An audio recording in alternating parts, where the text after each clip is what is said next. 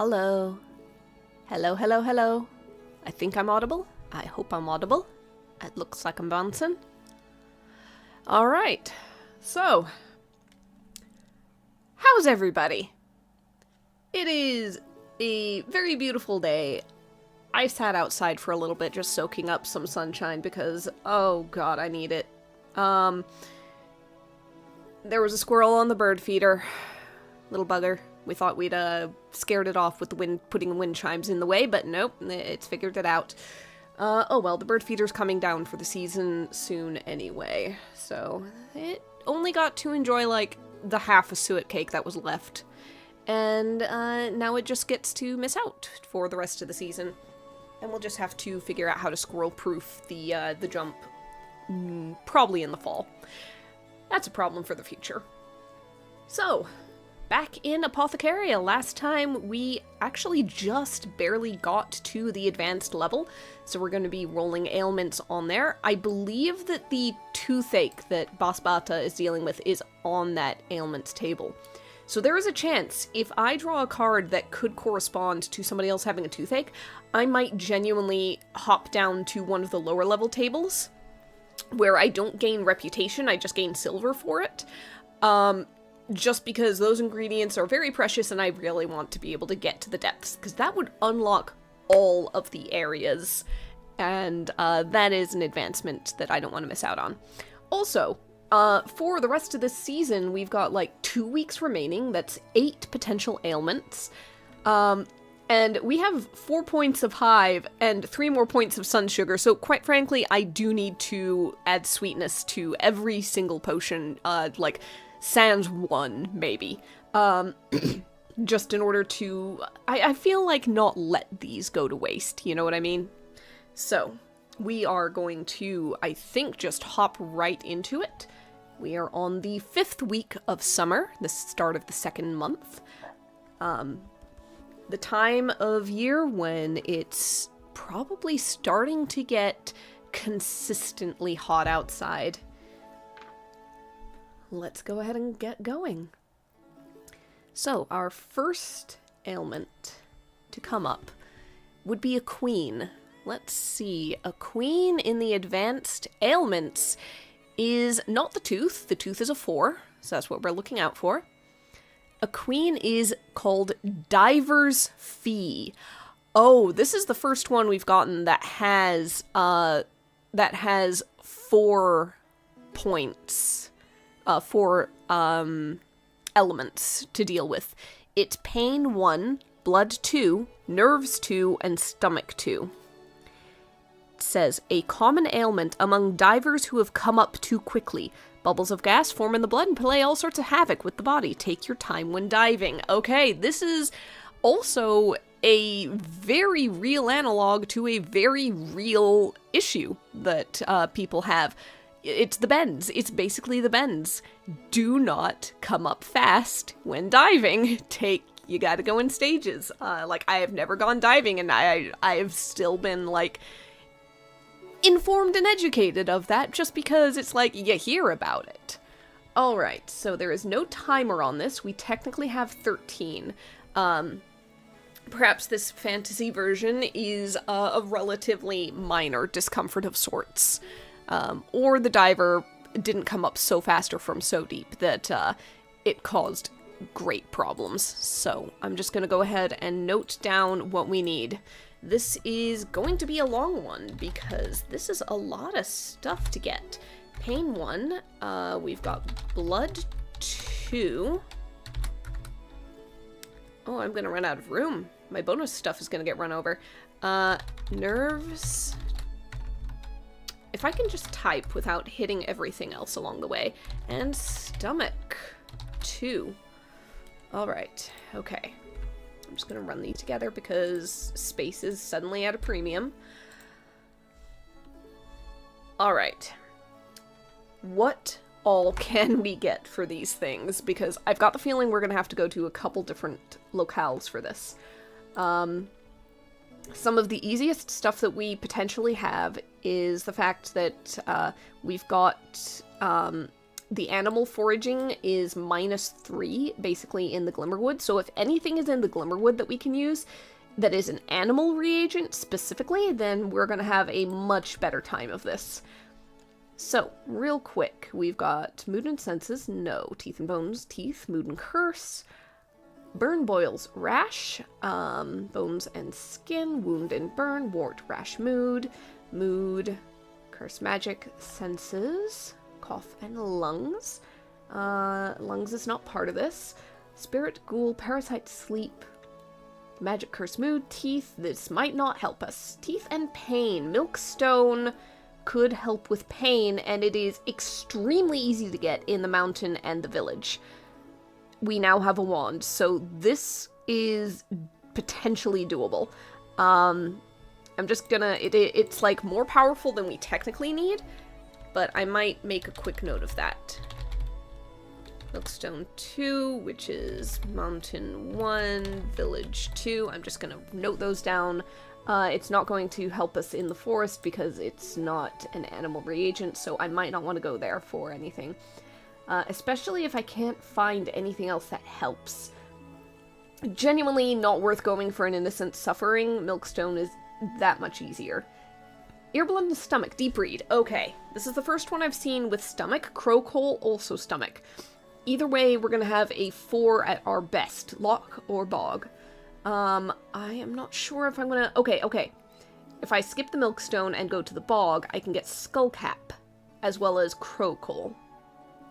And potentially also Deep Reed, honestly. No, Deep Reed won't work. It's only 1 star for Stomach. I need 2 for that one. So Crowcoal would be the one for Stomach. Yeah, I'd only need 1 between the 2. Okay, slight change of plans. Skullcap. We're gonna want Bog 4. And Stomach, we will want Crowcoal. Bog 4. Let's see. Is there anything else in the bog that's going to help? Nerves, giant spider venom, forest. I genuinely want to see if I can get something better, because if it's not in the bog, so that's not going to necessarily help me in terms of going from place to place. So we're just going to hold on to that for a second. Where else can we go? I'm going to look at the lock last, honestly, because if anything is in the depths, that would be ideal. I don't even want to be able... I don't even want to consider it. I don't want to look at it. Mountain. Again, the Milkstone is a temptation. I might put the Milkstone back on if something is better for something, like a couple other things, potentially. I will consider things. Okay. Milkstone is pain. Jumpkin isn't going to help us, really. It's Stomach, and we can already do Crowcoal better. Let's see. Magic, Curse, Rash, Lungs, Mood. We're looking for blood and nerves. Okay, Moon Moss does blood. It is 3-star in the Isles. I think I've got one on hand, to be honest, from what I remember. Hiker's Helper can also deal with pain, to be fair. Oh, there's a lot of stuff that can do pain at 1 star. So I technically do have a lot of options for that. It's the other things that are tricky. There's not a lot here. I can get, like, 2 different things of pain, and technically the Moon Moss can do blood. I am uncertain. Let's see what I can find in the dungeon or the strange. I'm not finding an awful lot for nerves, honestly, or blood. This is proving a little bit interesting to deal with. Yeah, giant spider venom is the only thing I've come across for nerves so far. Weird water exists, I suppose. That could be anything, but it's hard to get to. And innocent suffering technically is nerves. I did miss that. I did miss that innocent suffering is nerves. I can get that in the bog or the mountain, so I can, honestly, I can go to the bog for that, so I might put that down. Bog, 9. Okay, So that would be nerves. The other thing is maybe shockfish, which is Loch 7. Slightly better, but I'd have to travel to the loch for that. I'm not finding anything for blood. What does blood? Is it only something in the loch? It probably is. Yep. Okay, golden scale guppy. 2 points of poison does blood. Slime shell. That's 4 instead of 5. That could be better because it's even easier in the summer. Okay, I think that I found the thing I want to use for blood. So, we are going to the loch no matter what, but the bog being 3 things is just fine, so... This is technically loch 2 instead of 4 because it's summer. Right.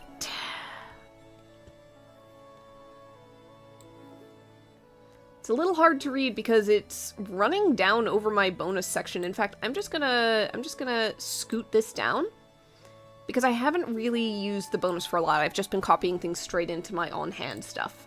Speaking of which, time to get strategic. I better open the lock one again and have that on the side just for reference, but reagents on hand. I do have a slime shell on hand. I'll be going to the loch last, probably, so in theory, if I get through everything in the bog and I'm like, I am out of time, I have to go back now, then I can use that, at the very least. Is there anything else on this list? I do have 1 innocent suffering, so I will go for that probably 3rd.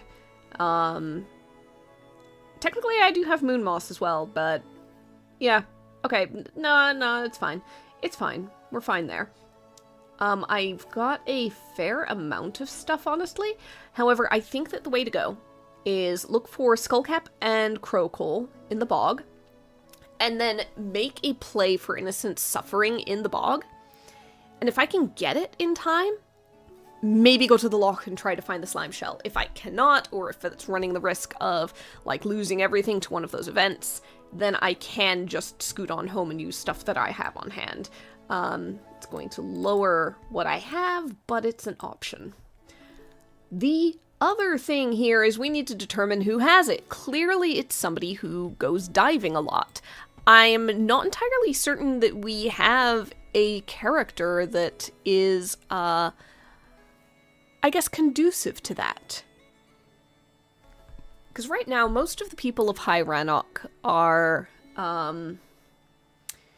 they have their own jobs, they have their own things going on. They are not classed as divers, per se. Same with visitors so far. Same with, I think, same with the monsters that have been given. So I believe that it's time to come up with somebody who is new, who is a diver. So,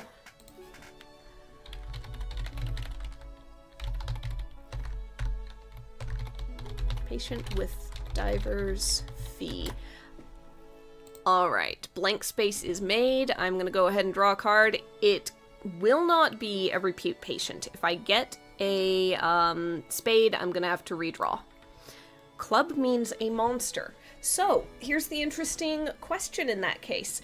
It's not going to be a monster who is acclimated to the water. It's not going to be, I think, a necessarily like a frog monster or a water-going, like a siren or anything like that sort of monster. I think it has to be something that's not necessarily going to be accustomed to diving, but still might do it. So, let's see. I kind of want to throw in some manner of the equivalent of a kenku or something like that. Somebody who kind of saw some other creatures diving and thought, oh, I want to do that too. There's shiny stuff down there. I want to go get it. And then they learned, they are in the process of learning, that it's very, very uncomfortable if you do it wrong. So I think that's the direction I want to go with it. Let's see. What shall we call them? Roll the dice.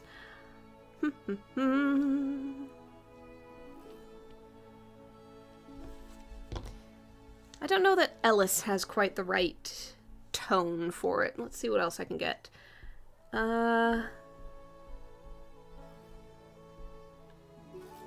Rowan?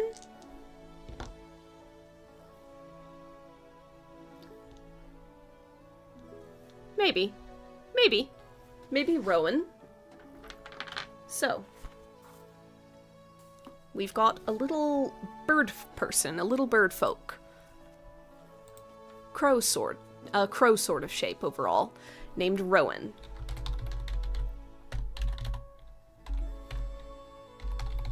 A little kenku that thought it could.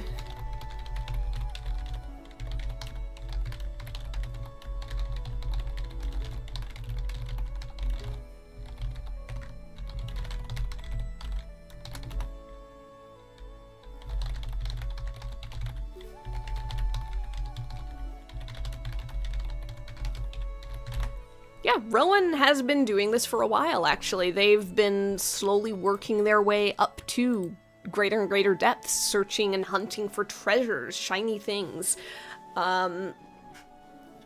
chests that might have sunk.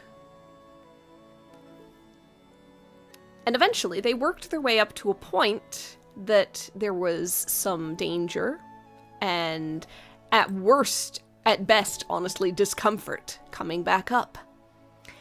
They just didn't realize what that was. They don't know how to deal with it. Nobody taught them this. They are just learning off of mimicry, copying what they saw others and other creatures do. And so when they came up and felt like the blood was boiling in their stomach, like their nerves were on fire, they rolled around for a while in pain, and I'll say they eventually were found by, let's say there's a villager of a friendly sort. Someone who doesn't necessarily see a monster and go, "Ah, no, kill it, drive it off, fire and pitchforks," but basically saw, "Oh, no, you poor thing, you're in pain," and helped Rowan over to the witch's hut, which is how they have come to be stranded on our couch while we go and make a list, check our supplies, strap on our boots, grab our broom, and head out to collect the coracle at the edge of the bog.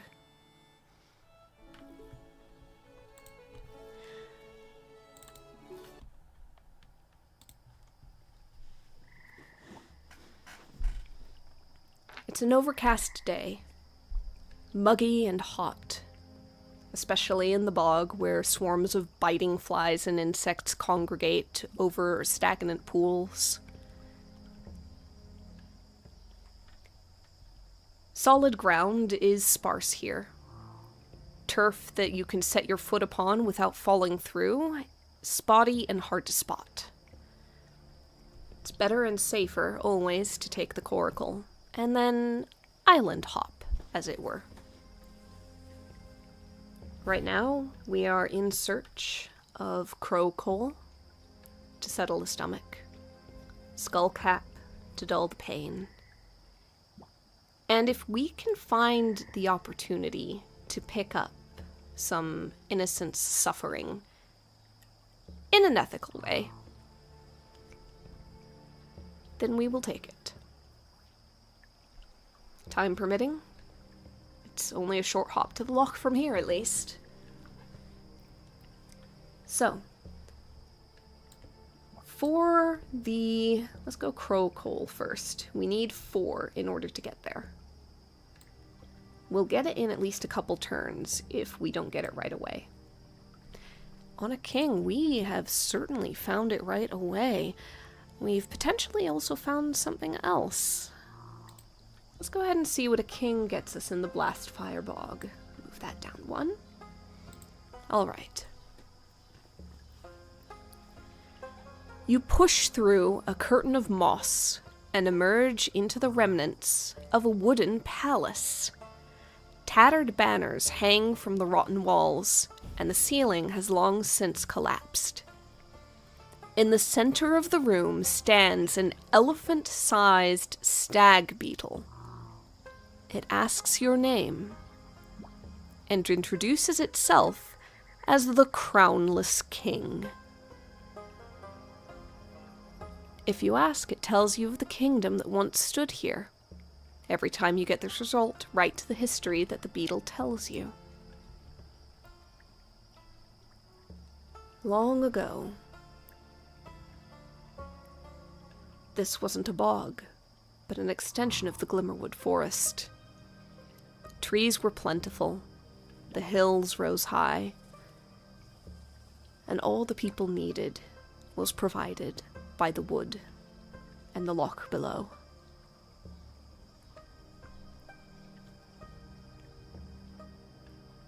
Far from the mountains, buildings were constructed largely of wood of the forest.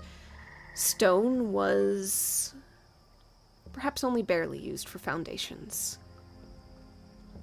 The forest provided, and so the people looked no further.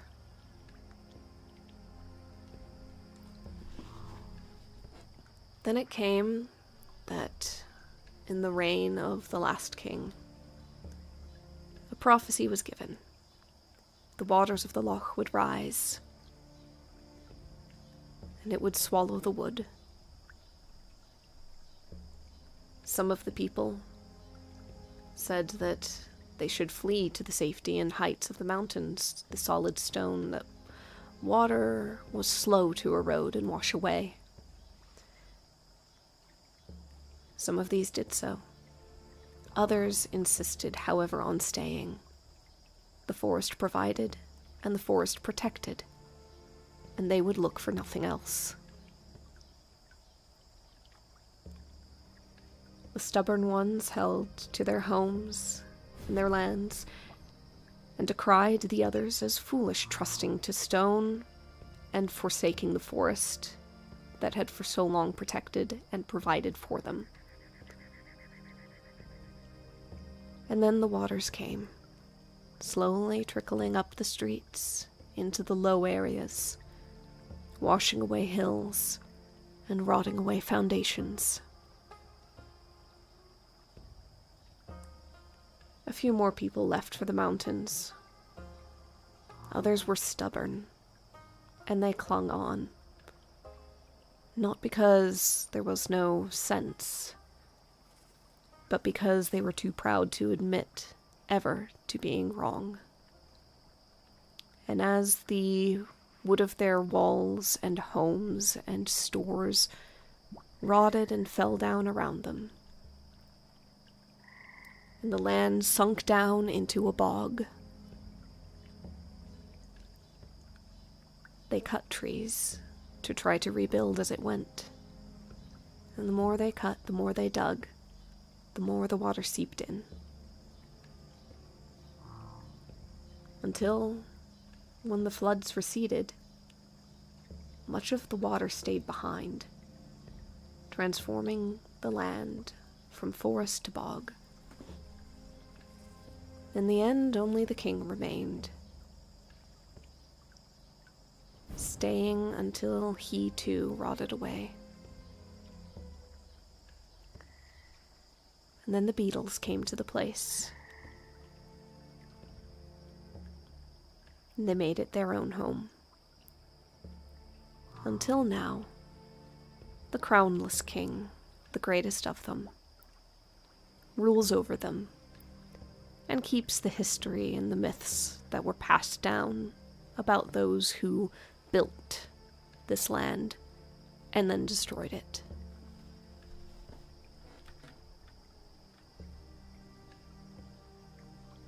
The Crownless King, when we say what we have come for, gestures up towards a broken remain of a rafter. There is a nest there, built by crows, where they have collected things, including bits of coal.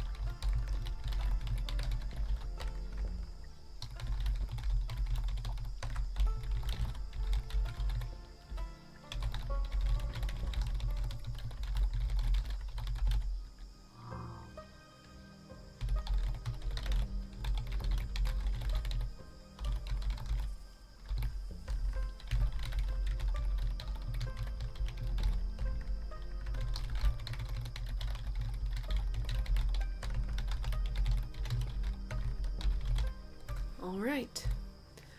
Crow coal acquired. Now we need skullcap.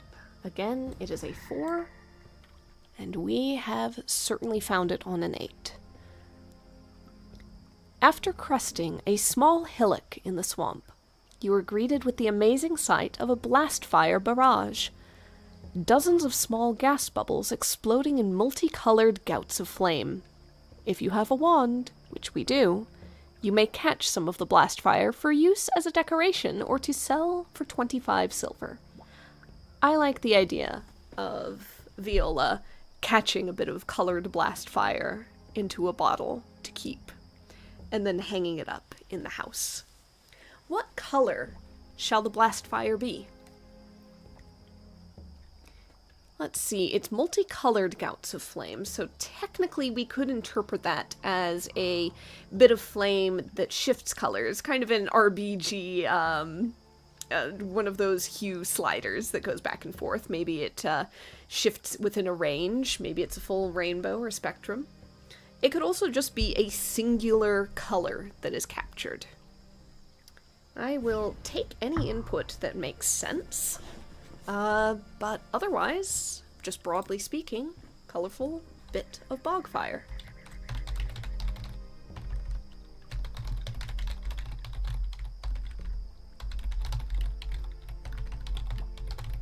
I keep accidentally typing gob instead of bog. It's interesting that my fingers keep mixing up where they're going first.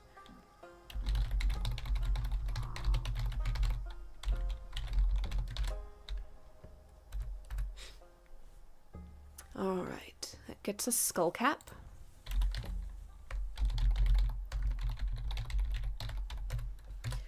Ah, yes, and that would put us down 1. We are making pretty good time. We have a chance.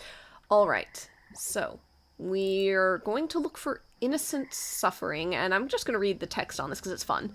This is one of those old school reagents that gave witches a bad name. Nowadays, it's much more efficient and pleasant to just find a hiker with sore feet to collect it.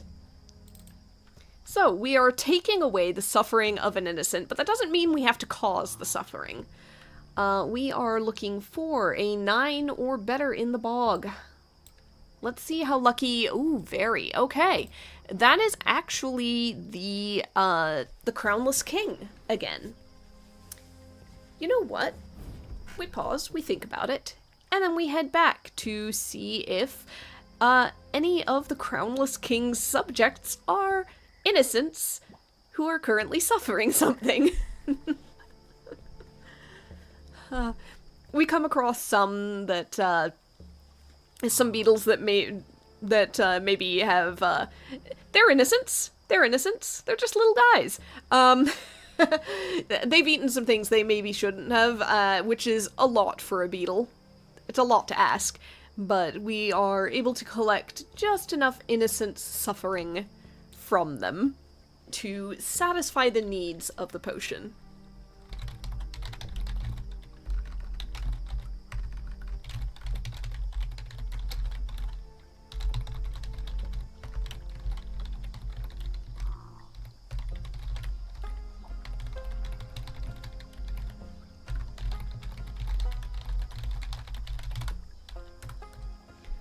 Alright, so that is the event, and also, we are making very good time.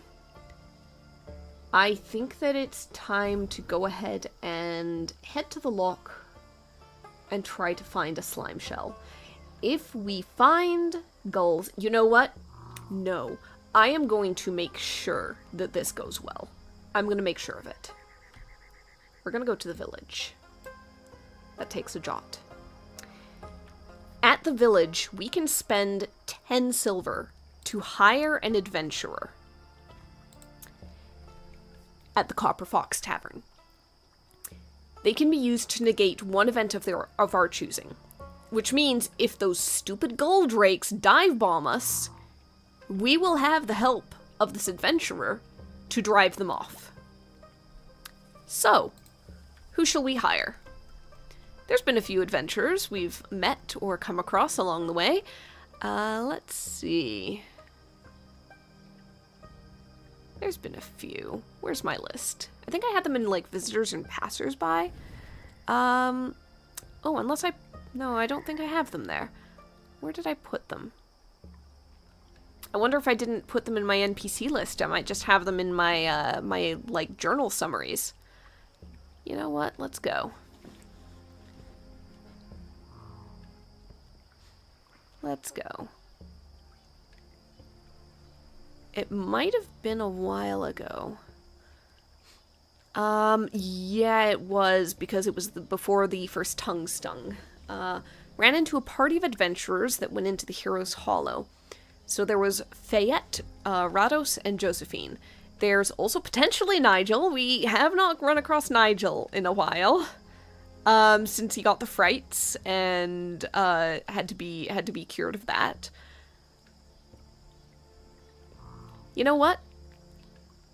Let's say we come across Nigel in the inn.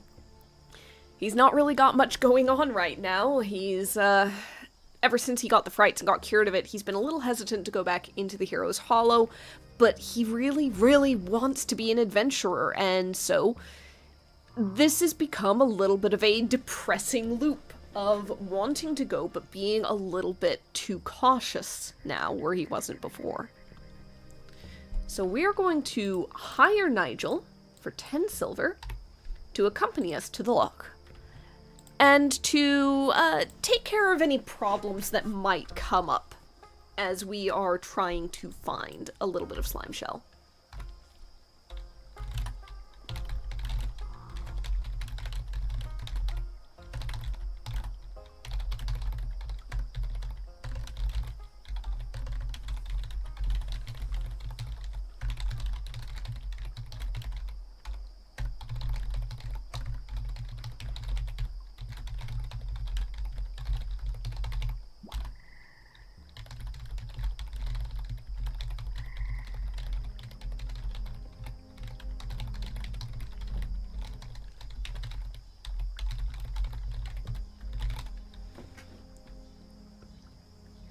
Alright.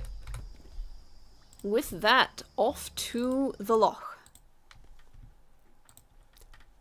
So, out there, we only need to hit a 2 in order to find a slime shell. We've got a pretty good chance, however, there's also a possibility that we'll run into trouble, but that's what Nigel is for. There we go, there's the travel movement. Let's go. A 2 is just barely what we needed. What does that what happens with the loch? Interesting. While exploring one of the islands, you find a large bird's nest with an animal reagent inside. Draw a card and treat it as a reagent of the same value. If you try and take the reagent, draw a card for you and one for the bird. If yours is higher, you grab it. If the bird is higher, it gives you a nasty peck and chases you off. You lose a foraging point, which we don't really need because we just found what we need. So I think it's worth the risk. Let's go ahead and go for the reagent. So first of all, what animal reagent is it? It is a 6 animal, that might be another golden scale guppy. I don't know if there's something that is specifically a 6 in here, other than another slime shell, technically. I could get a smooth croak. I don't think there's anything that hits it exact. Oh, nope, that siren song is magic, not animal. Plant, animal. Yep, everything is very slightly too high, or it's very low. So, the only animal things I can get are another slime shell, which wouldn't be necessarily bad to have a spare of, or another golden scale guppy, which is 2 points of poison and really only cures blood. So it's, whoops, not actually that versatile useful. I don't think I have smooth croak. But slime, we're getting into a time of our experience where we're getting higher score things to some extent. I think that it's worth going ahead and getting like a bonus slime shell. Oh, right, I need to see if I beat this thing first before I change anything. Okay, so card for me, card for the bird. No! He chases me off. I do not get a spare slime shell. Oh well, that's alright. That's alright. Okay, so here's the deal. We have everything we need. We also have a lot of time and a Nigel on hire, on retainer, for this trip, specifically. I think it might not be a bad idea to try and get a hold of more reagents. Number one, I could get 2 more fish for the tank. I just need to double check what the requirements are. Or I can try to get some more stuff for the toothache stuff. Because, yeah, I've got to make, basically, that's 2 more potions. I've got enough for the teeth part. I do not have enough for pain or for infection. I'm like 1 short on that. Unless I use a slime shell that I have on hand. I think it's worth trying to get 1 more slime shell at the very least, because that's very easy this time of year. I think that's a good idea. And then it's the question of, do I want to go for ambergris, or do I want to just... I think I want to fill the fish tank, honestly, after that. So, because we have a get rid of 1 event for free card on us, basically, let's go ahead and go until we can utilize that. So, I can't remember if I don't think I moved that for that event, so I should do that. Alright. An ace, I do not find it, but I do get 2 foraging points, so as long as nothing lowers the foraging points, I will basically get it right away. Alright. On an ace. It looks like we are exploring the shoreline, trying to find some extra stuff. You find a set of strange footprints on one of the beaches. What is unusual about them? And what can you tell from the tracks? Interesting. Part of me instinctively wants to tie this into our current patient. However, that wouldn't be a mystery to figure out. It would just be a little tie-in of where our patient, Rowan, stumbled out of the water and where they fell and where they were picked up. That's a story we've already been told. That's a story we already know. So I think there's something else going on with these footprints. Let's see, what's unusual about them? I want to say that the very unusual thing, I think they're large, and I think that they aren't footprints so much as a central drag track with sort of like scuff marks on either side. Not something recognizable as being left by feet, something that shuffled or scooted. Something that dragged something either behind or beneath it, whether it's body, a tail, or an object of some kind. From the tracks, I'll say we can tell that it came out of the shallows of the water. It went up the shore a bit. I think that it rested in some sand for a while. There's a round divot, a place that it was carved out and made comfortable. And then after a time it headed back. Whatever the size of this thing was, it may have been, I will say for this, not too much larger than a human. Not too much larger. You know what? I'm gonna say not much larger than Carrot Cake the pony. It's not gonna be a Bas Bata, that's for sure. We've already got that being dealt with. And that's a different shape of thing altogether. Maybe there are seals in the loch that we haven't come across yet. Maybe there's something else. As of right now, we don't really know.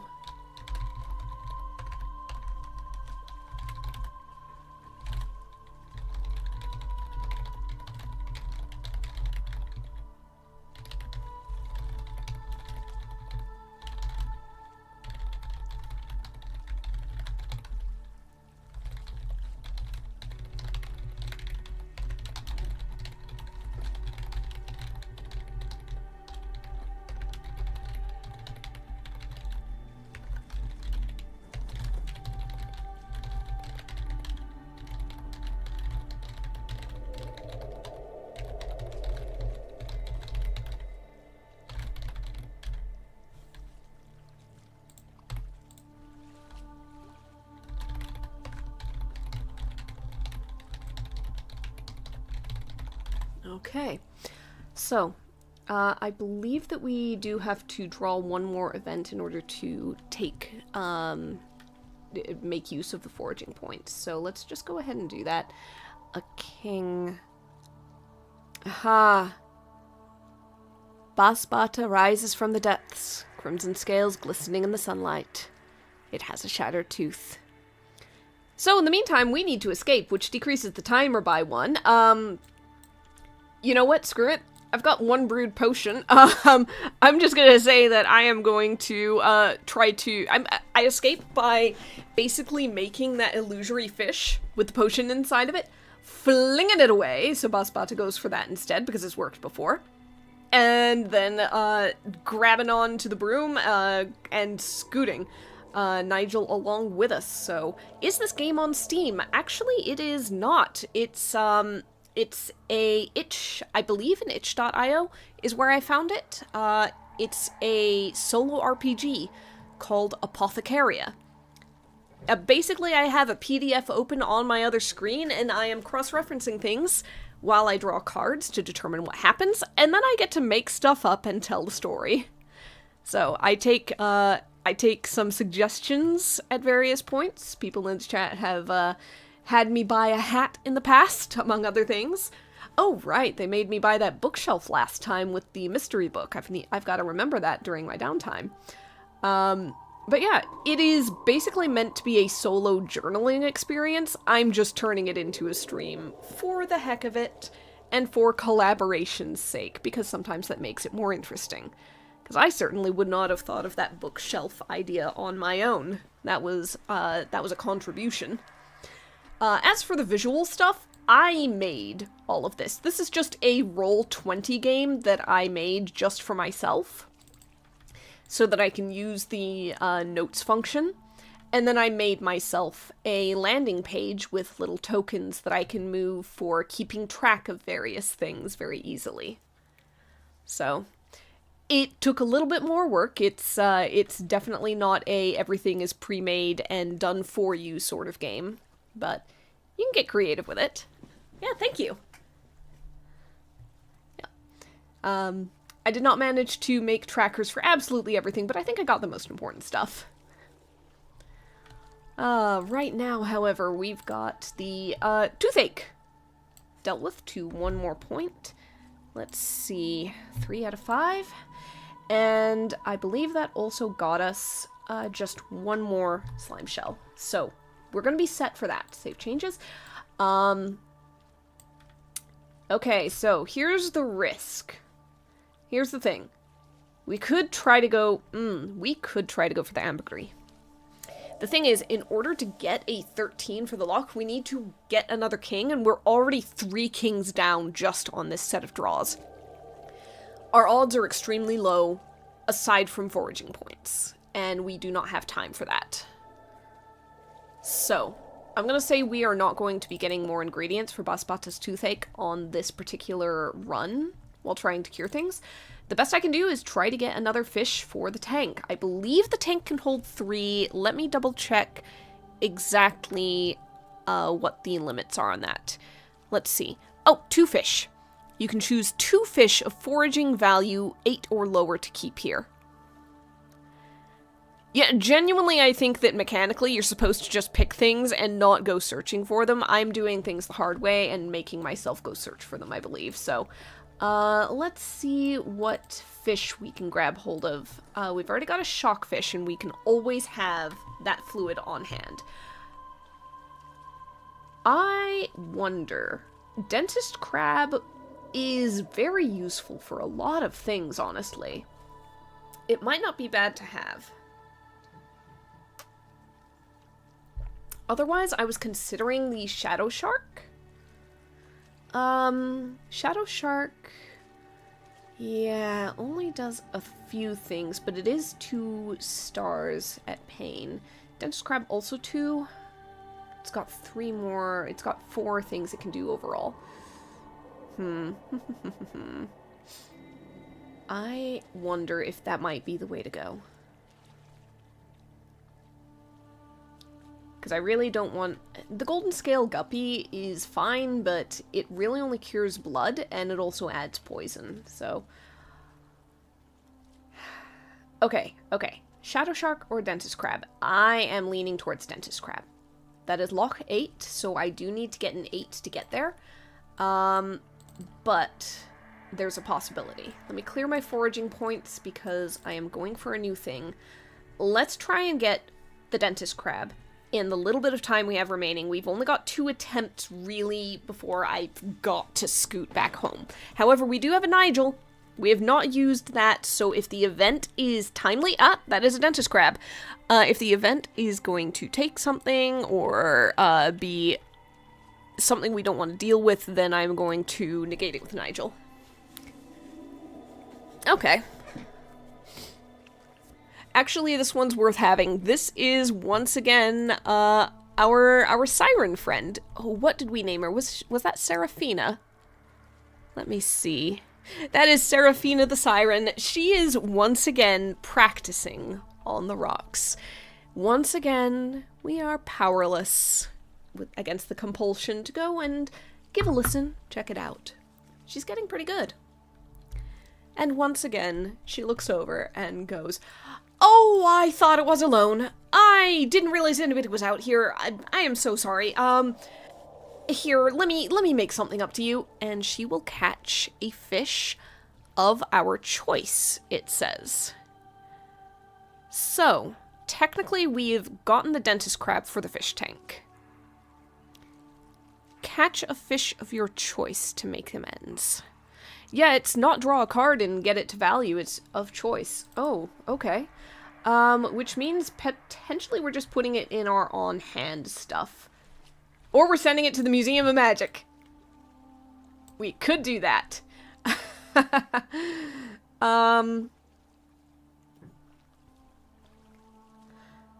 Oh, hold on. I think we're going to go ahead and get fossil fish. Technically the boiling, crushing, distilling is flavor, because they require the 3 tools that you start the game with. You have a mortar and pestle for crushing, you have a cauldron for boiling, you have an alembic for distilling. So you don't actually have to do anything with it. However, it can kind of inform a direction, for me at least, of how a cure comes together. If I know a cure is, I'll usually try and write it down, but if I know that a cure I'm doing for something requires you to crush this and distill that, and, you know, this is, like, really stony, or it's gonna make, like, a fine powder versus, you know, a slime or something very thick, then, okay, maybe what I'm making isn't a potion, maybe it's a salve. Maybe it's a salve with the powder mixed in. Or, you know, maybe it's a drink, maybe it's topical, maybe you are just supposed to, like, sprinkle it on food and take it that way. And so it's flavor stuff for me, at least. That's how I am taking it.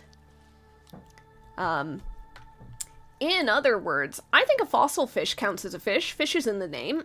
It's, they don't eat, breathe, or do much of anything except swim around, which makes them great pets for busy witches.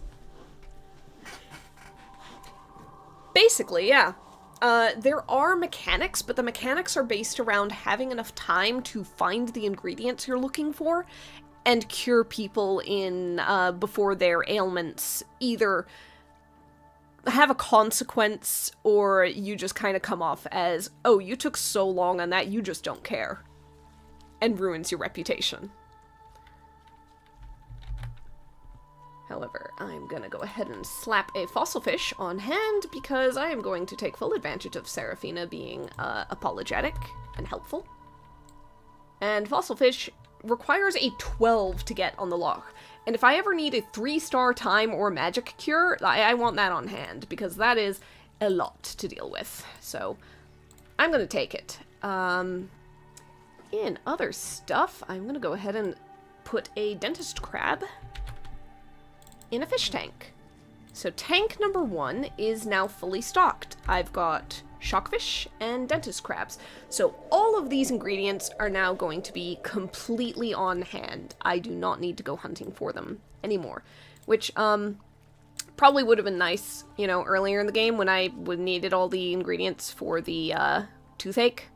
However, I've got that locked down now, so I just need this part for the pain. Two more potions, and we will cure Bas Bata's toothache and be able to get to the depths. Alright.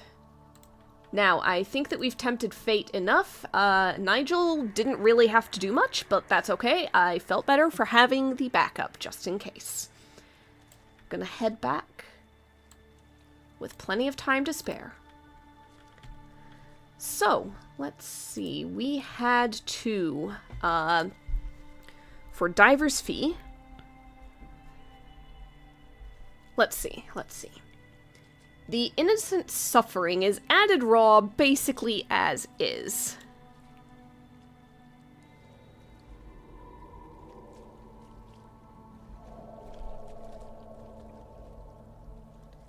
Okay, raw. And innocent suffering is a magic thing, so who knows what form that takes. Crow coal is here. We want the crow coal crushed. Oh god, say that 5 times fast. Crow coal crush, crow coal crush, crow coal crush. Nope. I cannot do it. A favorite among corvids who have eaten something foul, crow coal is a silvery coal that neutralizes most ingested poisons. Getting it from the crows that guard it isn't easy. The skullcap. We wanted it for pain, so the spores are boiled.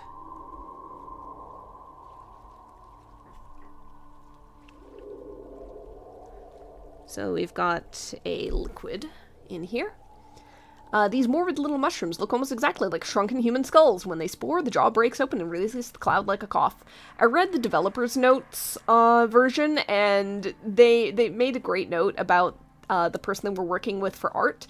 Their artist kept trying to draw a skullcap for use in the PDF in the book, and no matter what they tried, they just came to the realization that a mushroom that looks like a skull is horrifying. And finally, the slime shell. What are we doing with that? Probably boiling?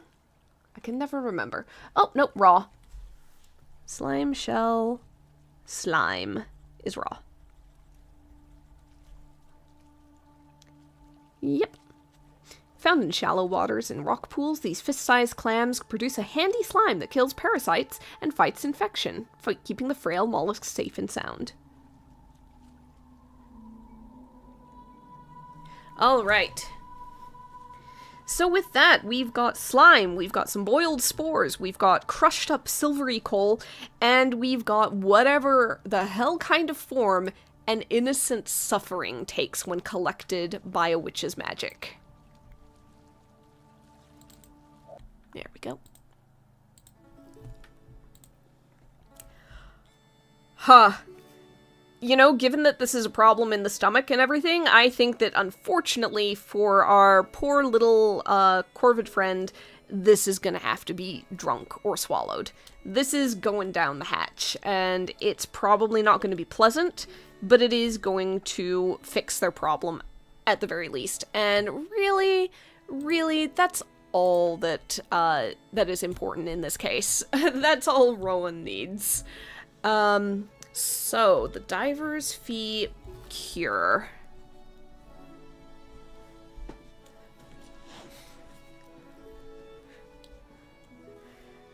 I'm gonna say that because of the crow coal being silvery and crushed or powdered into it, it's probably one of those potions that's, like, unfortunately thick and looks kind of glittery, like one of the, like a jar full of thick water that's got mica in it. It swirls. It looks so glittery. It looks so nice. Rowan is enchanted. And then Rowan tastes it, and the enchantment is very rapidly gone again. Let's see.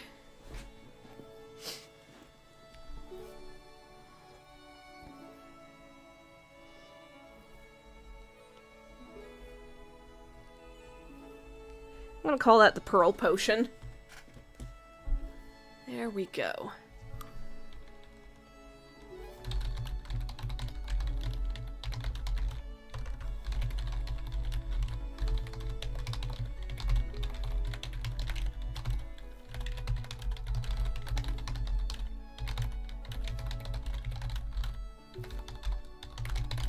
All right.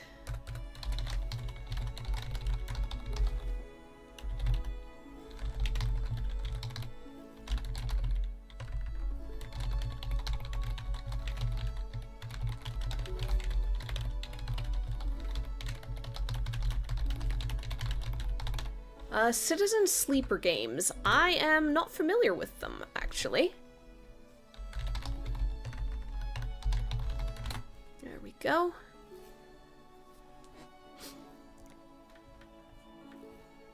So yeah, I cannot say that I know what those are about.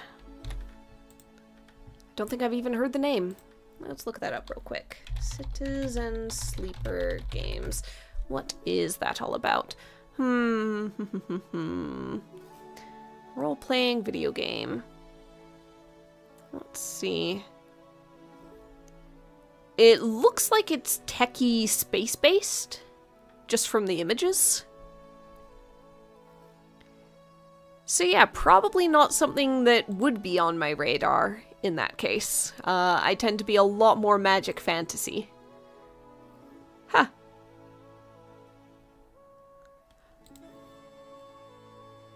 It looks like they've got their character art style pretty well locked down. Oh, there's a sequel, number 2 and everything. So yeah, definitely have not played. Oh yeah.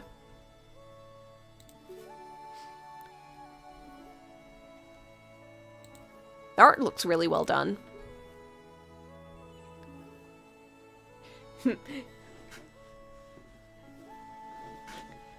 Yeah, the likelihood of the 3 magical owls picking up on it is a bit lower. You know, not 0, but lower. I've got such a backlog of games and things to play as it is, but it's not a bad recommend. It is interesting. Oh, if I ever do, probably not anytime soon, though, unfortunately. Got so many things. And I only stream once a week, and I used to play games and just record them to do a non-streamed video once a week. I have just not had time for that recently. I have, free time has been at a premium for a while. I wish I had more time to explore a bit more, but I guess it is what it is. Alright, let's go back to it here. I think that in the downtime, it is going to be all work. Viola's gonna go ahead and head up to the Isles and hope to find some ambergris. So that is 9 points of foraging in the Isles. And possibility of who knows what happening. Let's go up to the Cloud Isles. There we go. Alright, if we get a 9 or better, we find it right away. Otherwise, nope, we definitely do not find it right away. So that's 2 points of foraging. And 4 is... oh, it's the Strange Flying Cottage event. Okay. Alright, so every time we get this, may ask and answer a new question about the person who lives in the cottage. So, we have met this person before. Her name is Cayenne. The cottage is winged, but one of the wings is broken. The last time we were here, she was trying to work on the wing, tie splints to it, try to get it fixed. The cottage went down in a storm, knocked against an isle, and landed here. Technically, it's her grandmother's cottage, not hers. We have been trying to help her fix it, counting time towards doing so. Technically, this event takes 1. So we can ask and get an answer. Why was it just her in the cottage and not her grandmother? Was her grandmother not home? The answer to this will be that Cayenne technically wasn't supposed to be flying the cottage that night.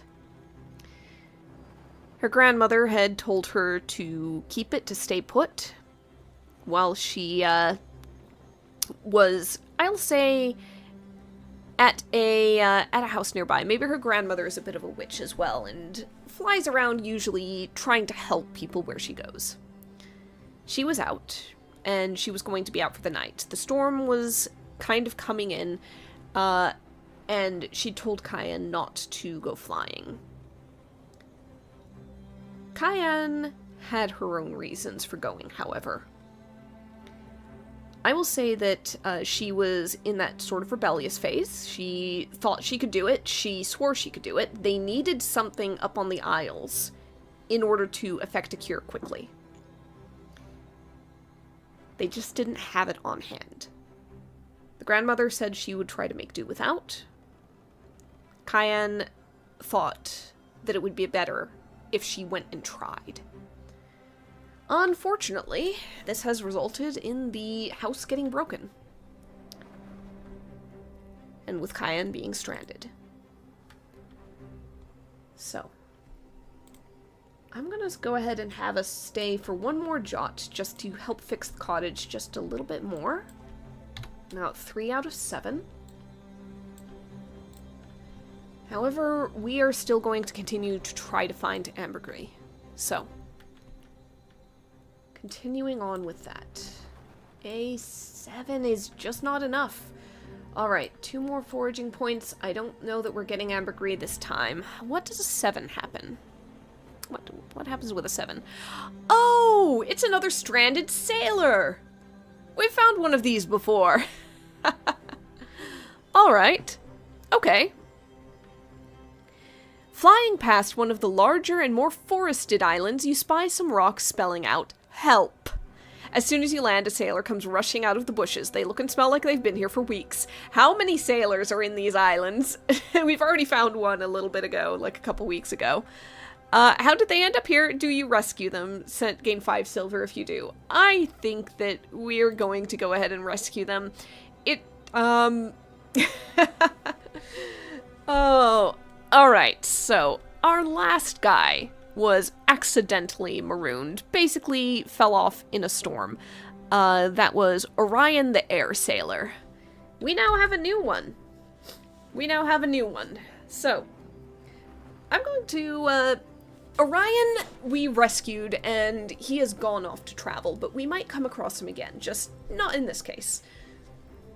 I think that we're going to find a new one, and I think this new one might just settle in High Rannoch and become a villager there.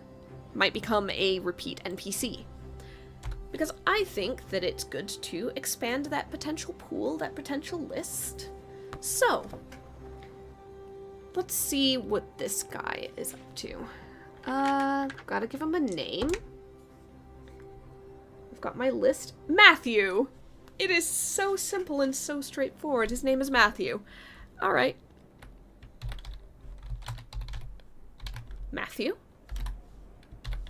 A former air sailor. Stranded on the Isles. So, was this guy also accidentally, fell off? Did this guy also accidentally fall off a ship? Or was he, like, deliberately left there for some reason?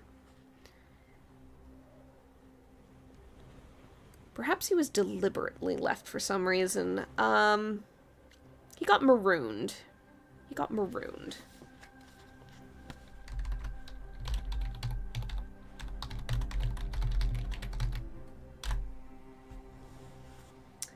Alright. Now this could mean that he is trouble or has trouble following him. But that is not going to be something that comes up now. I'll just say that is potentially an opportunity to capitalize on when we get to a future ailment that would fit such. I'm gonna basically have that as a bit of a wild card. Let's see. So we are definitely going to rescue Matthew. He's going to go to live in the village. High Rannoch, where he hopes his past will not catch up with him. And that is going to be just a little potential, just a little spice that maybe we can use later. It's a surprise tool that'll help us later, who knows. Okay. So, we could try once more for a little bit of ambergris. Oh yes, I almost forgot. It says if you rescue them, you gain 5 silver. Quite frankly, I feel like they almost forgot to do a thing where it's like it lowers your tracker, your timer by 1. Because, like, of course you're gonna rescue someone if there's no detriment and you get nothing but good things. Oh well. It is what is written.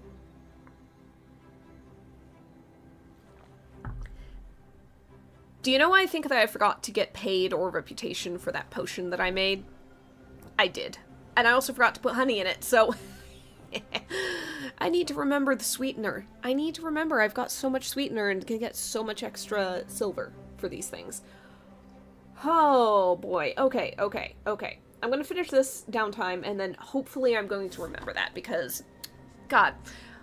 Alright. One more attempt at the ambergris. An ace is definitely not going to do it, and at 6 foraging points, we've got one bit of time left. We're close, but it's just not there. And yep, we're foraging around on one of the larger islands, come across an animal that couldn't have never gotten up here on its own. What is it? Do you escort it back to its original locale? If so, how does that go? Decrease timer by 1 if you do. Once again, we found an animal that really should not be up here. I think this time it's a rabbit. It's a rabbit. Some sort of bird of prey caught it, but managed to fail to kill it and dropped it by accident, and it scampered away, but is on an island. It's on a sky island and could not get back down. So yes, I'm going to say that we spend quite a lot of time chasing the rabbit, desperately trying to catch it. Have you ever seen, there is a clip or a GIF or something floating around on the internet of a guy in a small circular pen trying so hard to catch a bunny rabbit, initially in a box, then barehanded, and the rabbit just keeps, hopping out of the box when scooped or evading the box. The guy's spinning in circles, falling over himself, trying desperately, and when he finally catches the rabbit, he just gives it this tiny little shake that is just perfectly encapsulating the frustration of, I got you, you little rat. I think that is what Viola's going through right now on the island. She is desperately trying to catch this rabbit so she can get it back down onto the ground, on the mountains, where it belongs, where probably its family is, where it probably has a warren and can dig without falling out of the bottom of the island. It takes a bit. It takes quite a bit. But I'll just decrease the timer and say that's that. Alright. And that does not leave us enough time for searching for ambergris if we want to get home and make use of that bookshelf, which I always do. That bookshelf was incredible. Let's see, where's my books list? There it is! There it is! Okay, so I can roll the D100, or I can say pick a number from 1 through 100. And whoever gives me a number that I have not gotten before determines the book that is found. And then I've got to describe what the hell this book is, because this is a real wacky list with a lot of possibilities. In the meantime, let's change the music back, and I also need to make sure that Viola gets paid. Alright, silver. We are now advanced, so we are getting 40 silver per potion. That is a good amount. We did not do a perfect cure, so we gain 1 reputation instead of a bonus. Let's see. Yep, I think that's good. Alright. I shall go ahead and roll for book. I got a 14. I don't believe that one's been done before. Oh, God. Yeah, I don't know if this is like a new potential hobby or just a real weird thing to pick up, but The title of the book is Wine and You, A Guide to Wine Creation and Pairing by Jolath Verity. I don't think that Viola finds this all that interesting. It is, just from the title, it seems kind of hoity-toity. Though the creation bit does imply that, I don't know, this seems somewhat above the this is how you make a still in your backyard, to be quite honest.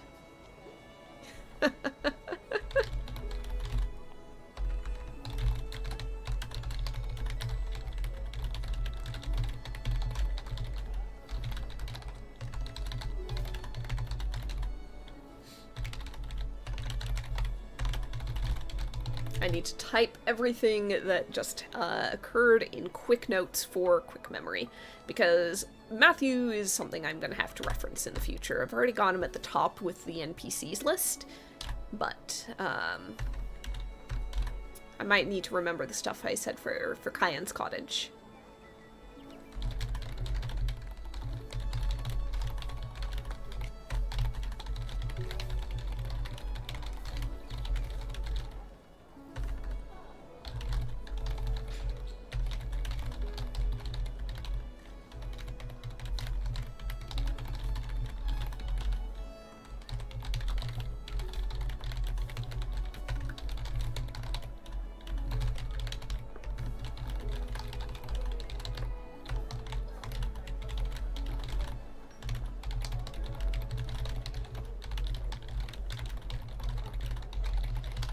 Okay, there we go.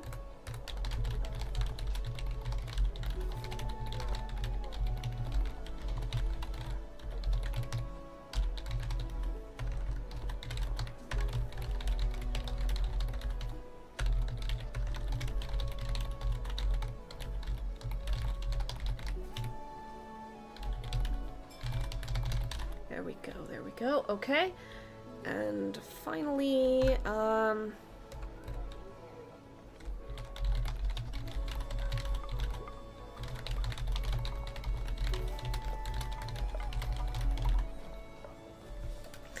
let's see, what was it? A guide to wine creation and pairing.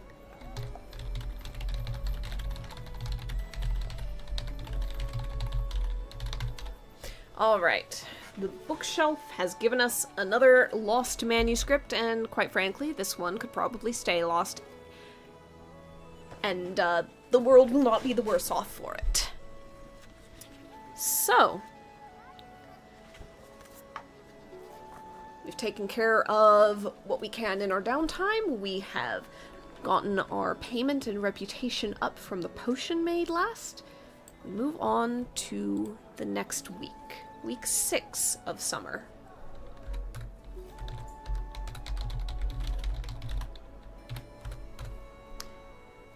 What comes a-knocking? I'm gonna recall everything. Shuffle. And draw. Alright, Advanced Ailments number 5 is called Thunderstruck.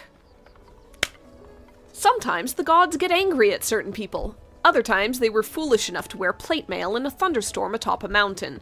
Either way, they're in agony. Oh, this one's got a hefty consequence. Somebody could die.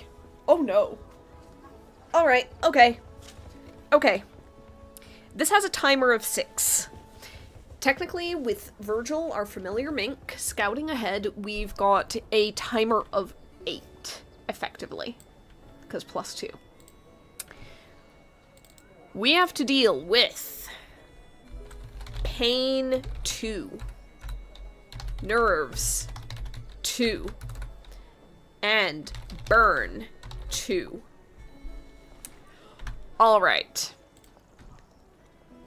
First things first, our fish tank. We always have these on hand.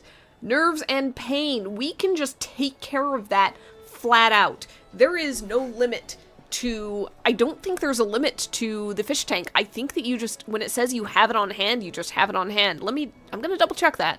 I've been wrong about things before. I have been wrong about things before. Okay. Yeah, if you catch a fish, you can pop it in here to have constant access to its reagents. So, constant access makes me think constant access. Let me see. I don't see anything else.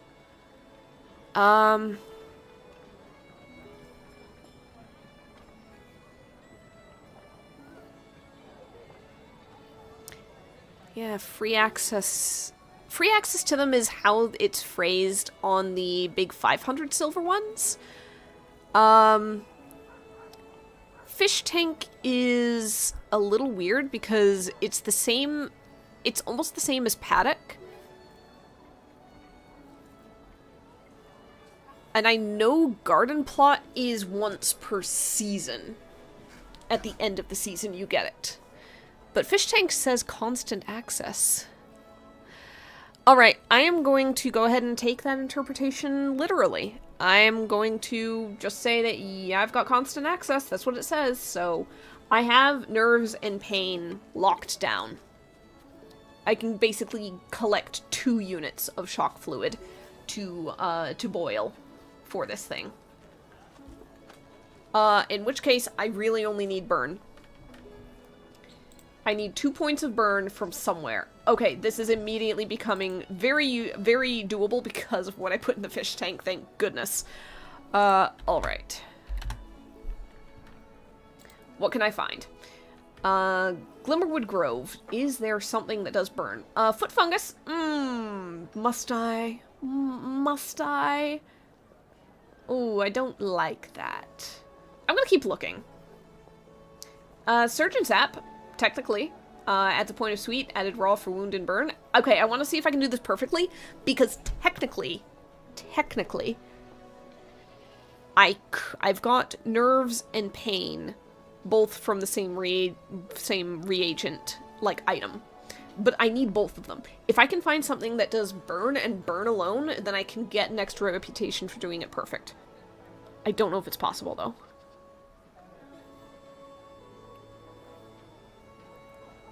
It's too bad we've got cold and hot, but not burn. Okay. Not really seeing it. I'm going to go ahead and keep this just in case Surgeon Sap, so that can go right there. Look, real quick. Burn, burn, burn, burn, burn, burn, burn. Is there anything? Shadow Shark ink does ration burn, but again, that's not the perfect, like, spot on, no extra effects sort of thing.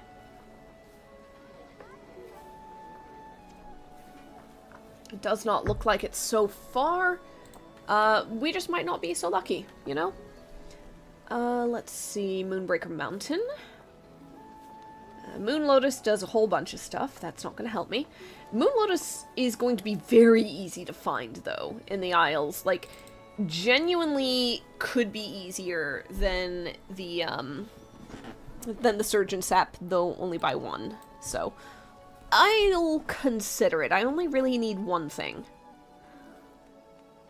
However, if I can't find what I'm looking for, it's a direction to go. Definitely way easier and way less awful than foot fungus. Surgeon Sap had some point of sweet. I may need to add honey and stuff anyways. Okay. I will consider it. However, I've got 1 more, technically 2 more spots. I don't remember to check the village sometimes. Does not look like there's anything for burn there. Okay, good to know. Let's see the Hero's Hollow. Is there anything that'll work for that?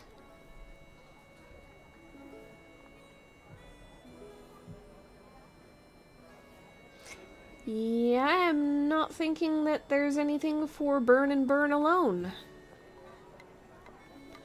Okay, so if I want it to be perfect, then I need to go get Weird Water in the Strange, which requires 10.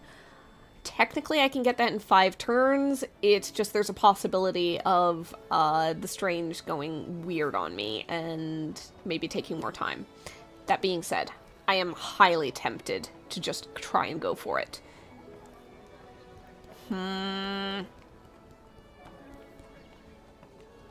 I'd be pushing it. I'd be pushing it a little bit, but I'd have 3 extra turns, basically, to lose.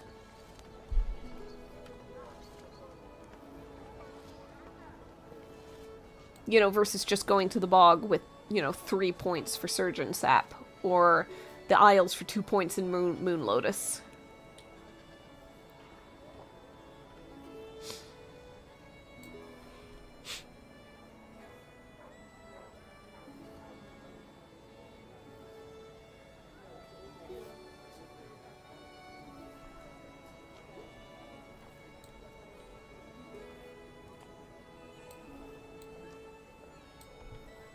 Okay. Okay.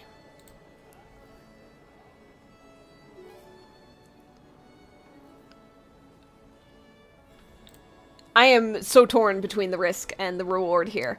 You know what? I'm just gonna... I'm gonna go for it. I'm gonna go for the perfection. We want weird water.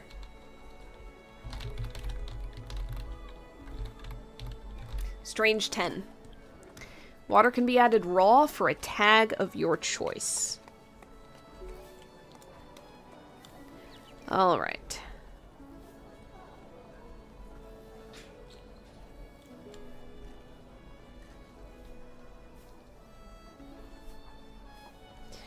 Weird water could be anything, but yeah.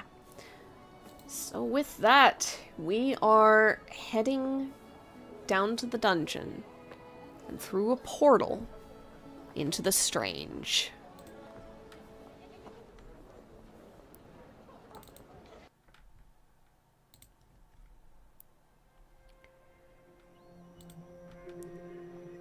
The Strange is a land of friendly demons, errant magic, and impossible structures. After the initial confusion of entering such a place, it can actually be quite quaint. Just follow their rules and be a good guest while in their realm.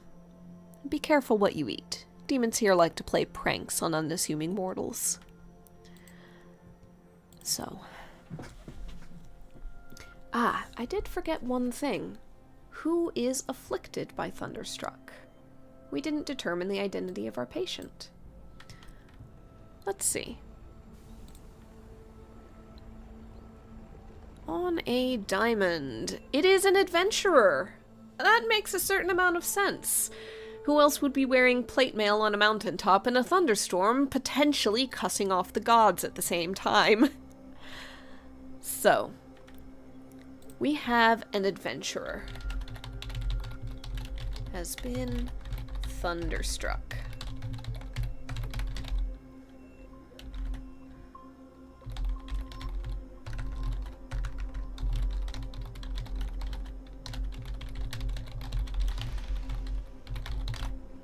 All right. I think that fair's fair. Let's make a new adventurer. Nigel is unfortunate. And so it would track in a way that that's happened, but I feel like broadening the pool a little.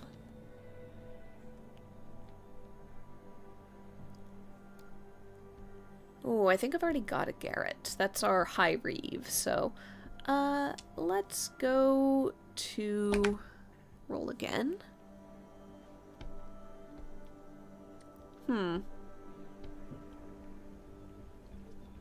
Oshallan? Oshallan? Not quite sure where the stress is on that.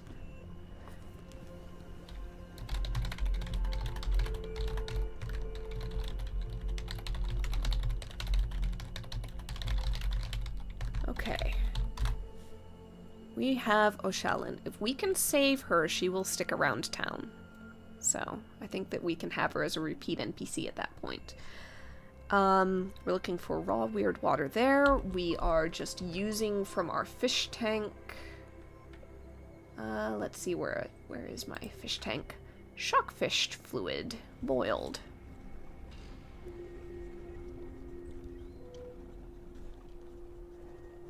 Two measures.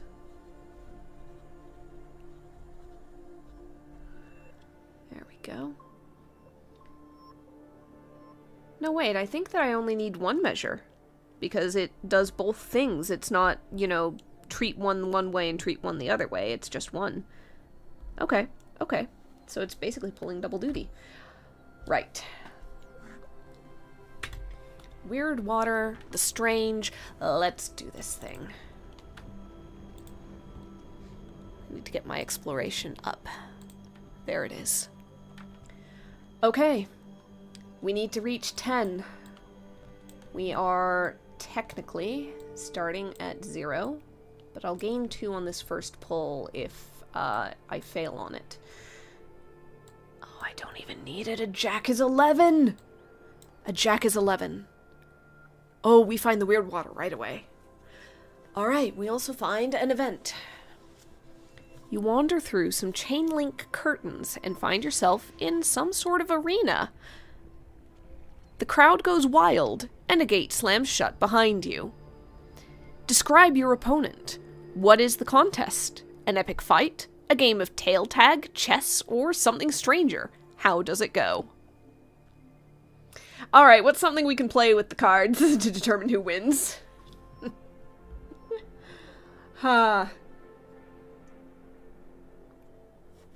Easily play with the cards, not an entire card game, to be fair.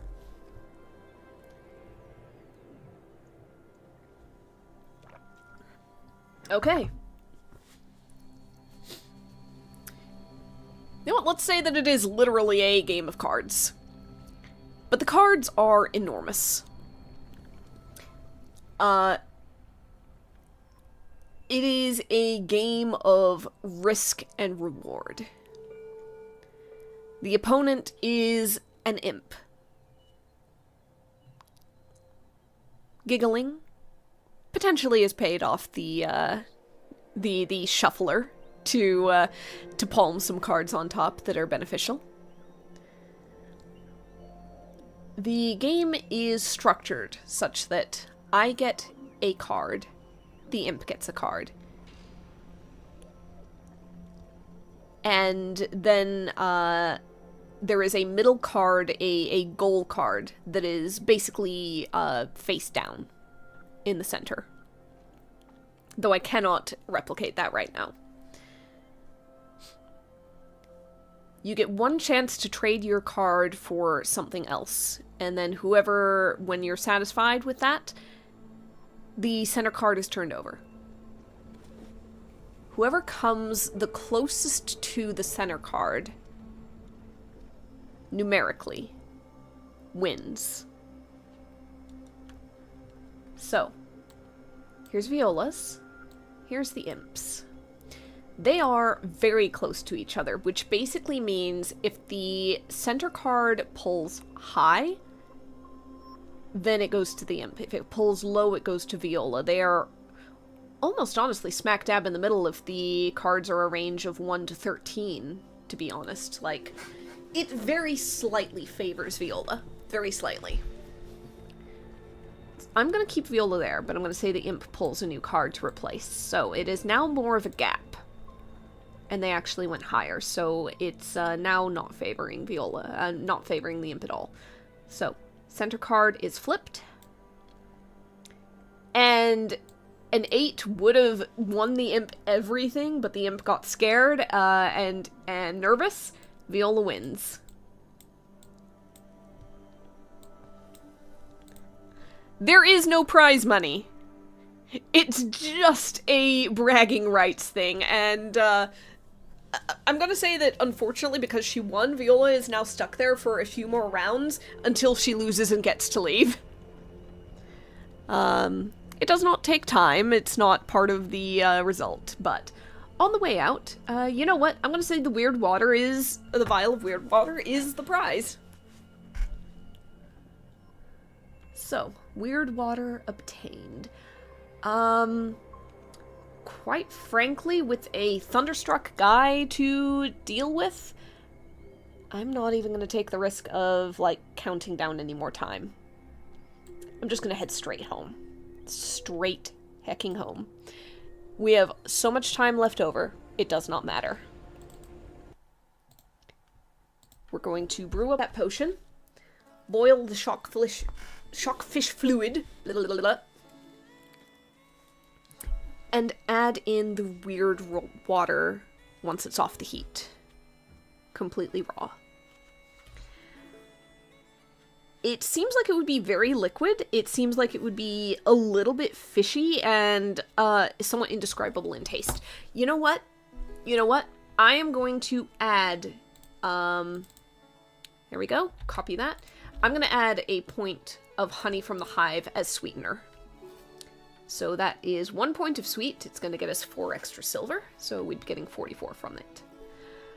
And, alright, that went honestly way better than it could have. We did a perfect score, so that makes us 25. We get 44 here, so that puts us at 169.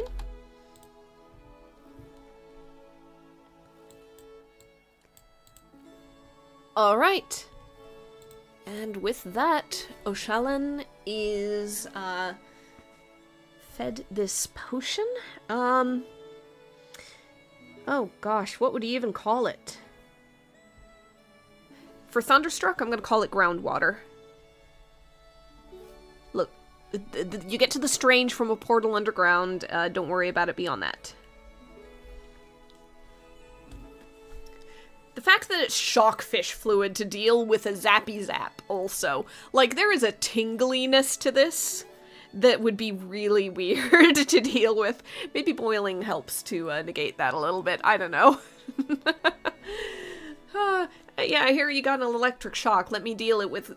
let me cure it by giving you much tinier electric shocks all over your mouth down to your tum.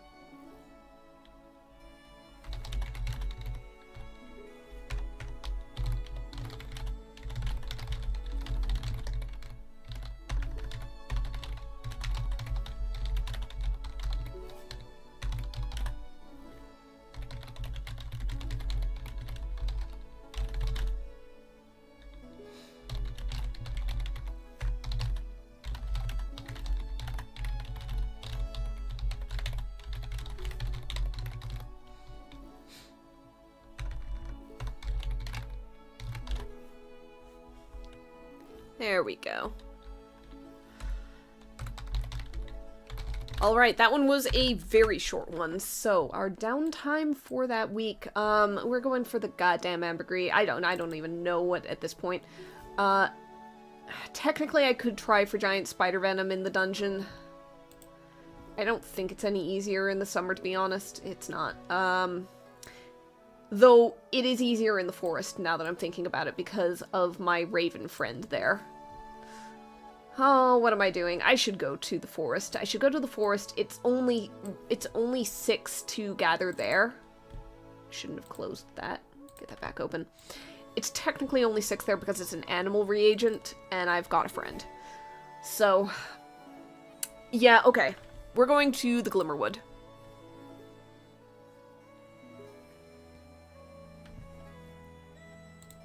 Glimmerwood Grove.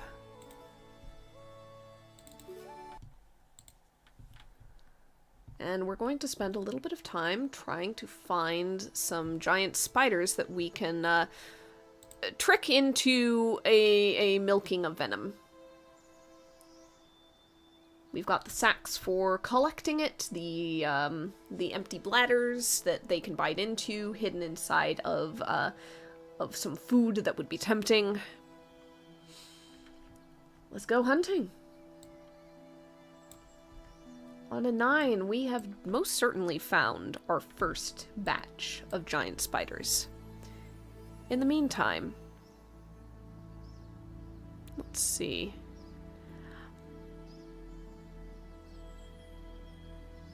Okay, interesting. You find a wounded animal laying next to an old oak tree. Draw on this familiar list to see what it is. If you can heal its wound during this ailment, it will provide a familiar bonus whenever you're in Glimmerwood Grove, which is how we got our Raven bonus. You may return to this vent at any time after drawing it. So basically, if we can heal a wound during this time, then we will be able to fix this.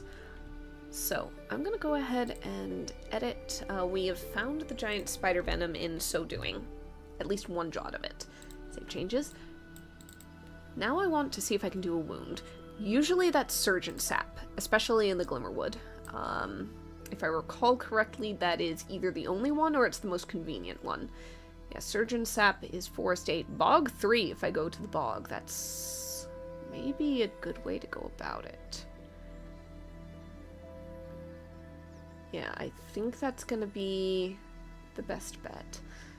Innocent suffering is a whole other thing. The Surgeon Sap is genuinely easier. Okay. Okay, so first of all I need to figure out what kind of animal it is. Where is my familiar list? There it is. Alright. Familiars. So we draw a card to see what kind of thing it might be. On a 4, it's a canid. Dog, wolf, fox.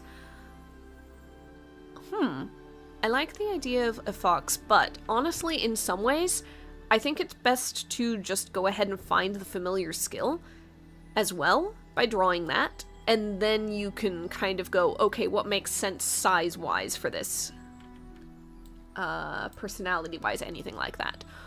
On a 3, it is helpful. You add a point of sweet or remove a point of poison from a finished potion. So I'm going to say that sounds like a fox, potentially. That sounds like a fox that is going out and, like, collecting things and bringing it to you. That'll negate the poison or add some sweetness. Not full of reagents, just little extra bits. So, there is a wounded fox not far from the giant spider den. We collect the venom and move the fox away a little bit as much as we can. We are going to have to go to the bog and then come back for it. I'm going to go there. I'm going to come back, hopefully, with some Surgeon Sap. But right now, we have to explore for it. Surgeon Sap shouldn't be hard to find here. Oh, it's definitely not hard to find here. The skeletal remains of the dragon. We've been here once before. Moss and vines hang from its bones. A pair of buzzards have made a nest in its eye socket. You feel the history of the bones as they invite you to stay and listen. We need another story of the dragon's life.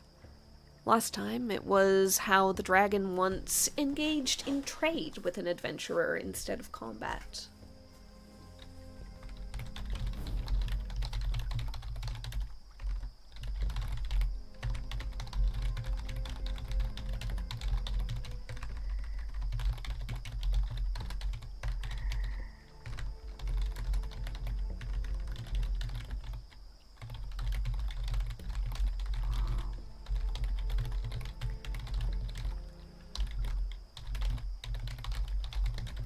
Alright.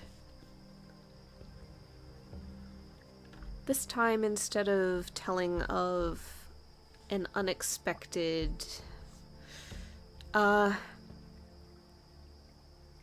camaraderie, equal trade, equal, almost mercantile, a mercantile piece with someone who might otherwise have been an enemy.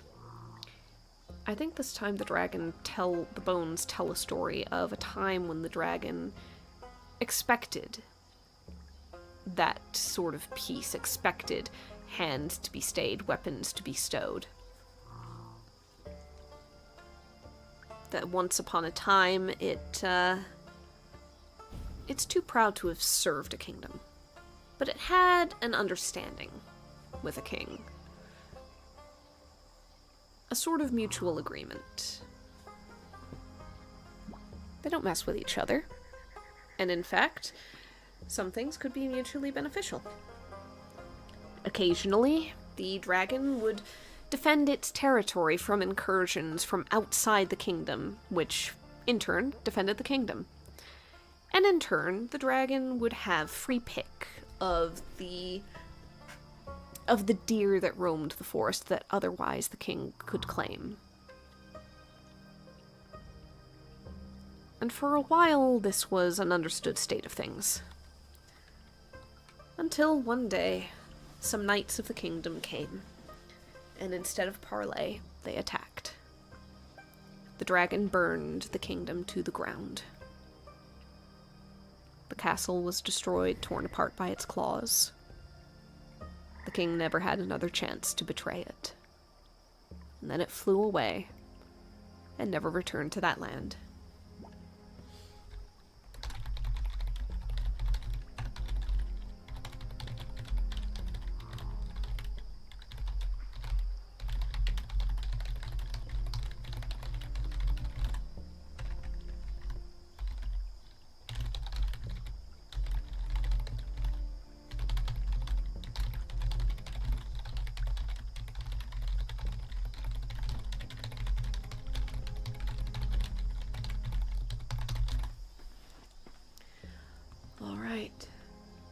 With that, we move back to the Glimmerwood. We find the little fox again.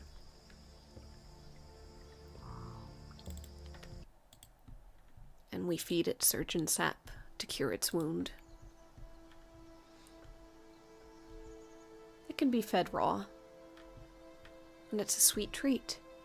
Something that might cause the little fox to maybe consider doing so, bringing us sweet things, or things that nullify poison that are good otherwise. So I need to write down helpful. I've got, let's see, where is... I wrote it down there, that's right.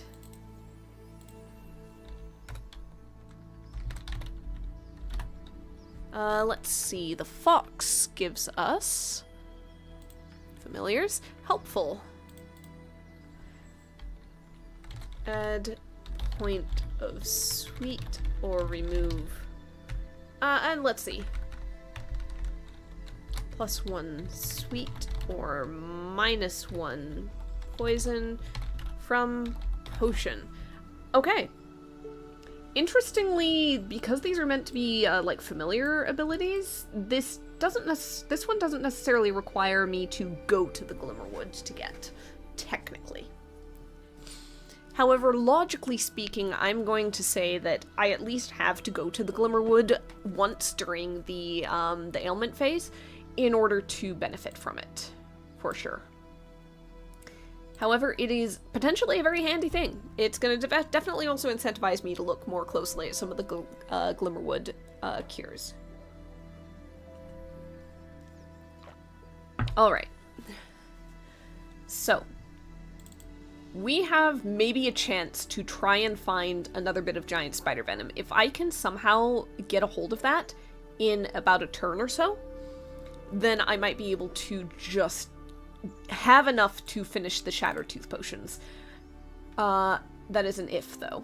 So let's go ahead and advance. Let's grab that. Oh yeah, we found it. We found it. Let's go ahead and edit. Where am I? 2. Save changes. Okay. Guys, we have enough, finally, to finish the toothache potions. It's gonna take time, but we can do it. Well, I think technically it doesn't take time to brew things, but regardless. It'll take time to administer them, that's for sure. So that might be the next downtime thing. So, let's see, what have we got now? Queen in the Glimmerwood. What does that give us for exploration? It's the unicorn! It's the unicorn! Alright.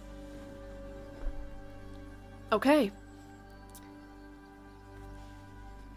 I'll say that, just for narrative sense, we put 2 collectors for the venom in the giant spider area. We found the fox, we went to the bog. We found the sap, heard the dragon's tale, returned to the fox to cure it, and then snuck in to collect the venom. Basically 2 in 1. Then we look up and see the unicorn standing right beside us, silent and still. It steps just 1 step closer and places a face value reagent in our basket. Face value means 11 and up, and it could be any reagent. Habitually, I've looked in the Glimmerwood Grove for this, however, I can technically look on any of them, I believe. So, what's something that has a worth of 11 or higher? Let's see. I think the last time I took some amethyst antlers. It'd be funny to take a snake's promise. Cynic ivy is actually quite good to get a hold of.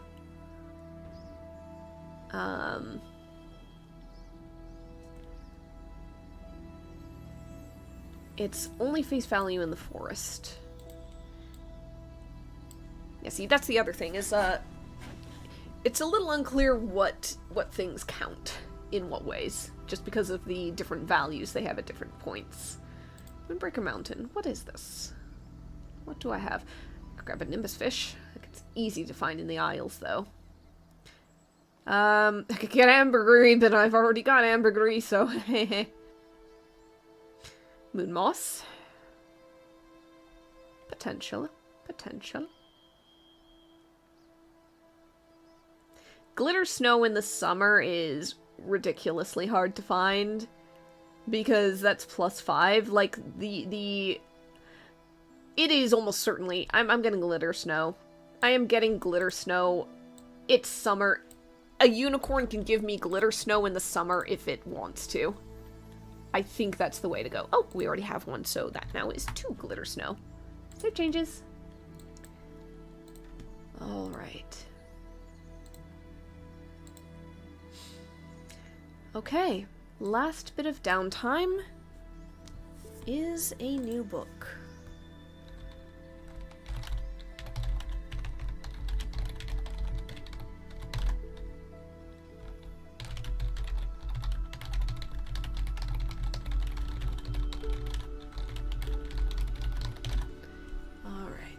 So I'll say that the last bit of downtime is going to be brewing these 2 final potions.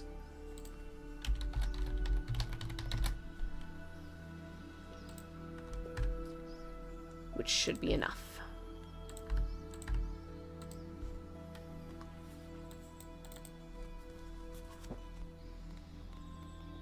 And also reading the one strange lost manuscript that the magical bookshelf gives. So, roll a d100. That is a 53. 53. Okay, that's a mystery. What is this even about? The 4th basket of fog, and 4th is not like the number 4. It is to go forth. The 4th basket of fog. What? By Sylar Button. Huh. I feel like this is somebody's, like, book of fiction, because there is no way this is a factual book.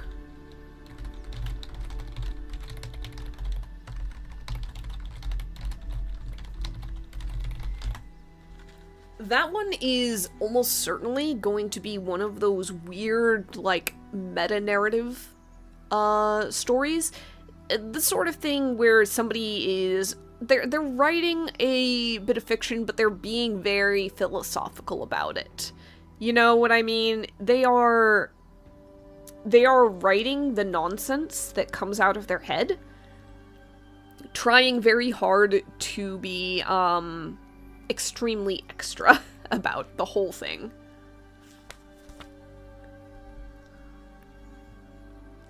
It's a weird one. I'm not sure Viola likes it.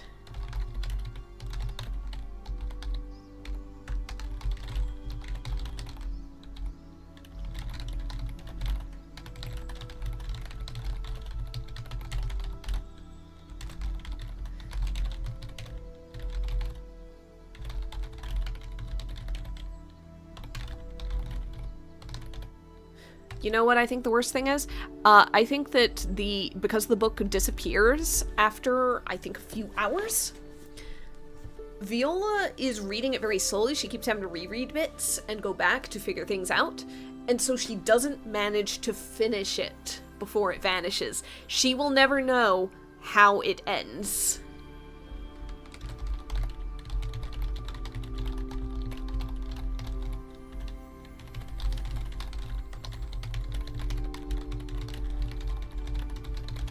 It will haunt her forever.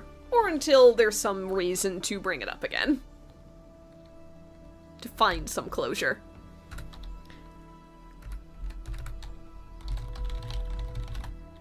Alright. That will bring us out of week 6 and into week 7.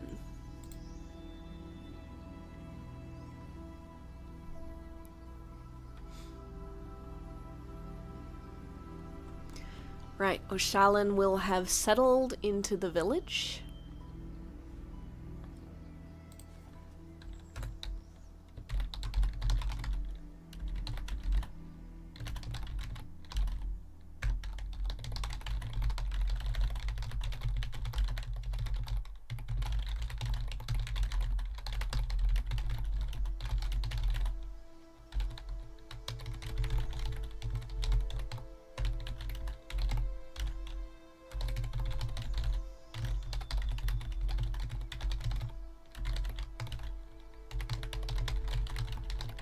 There we go. Had to make notes on Oshalin just to make sure that I remembered her in the NPC list. With that, Summer Week 7 begins. First of all, the ailment. Advanced ailments on a jack is Liar's Lips. Pain 1, Mouth 3, Curse 3, Timer 4.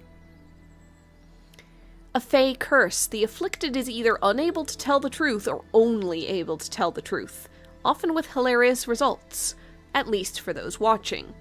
If we hit the consequence, an unfortunate lie or a harsh truth, what did they say to cause such a commotion? Lose 2 reputation. Alright, so 4 timer becomes 6 for us, given our familiar's aid. We've got Pain 1, easy to get. We've got Mouth 3, which could be a little trickier. Curse 3. And we also have to determine who has it. So, a club is a monster. A monster has been cursed by a Fae.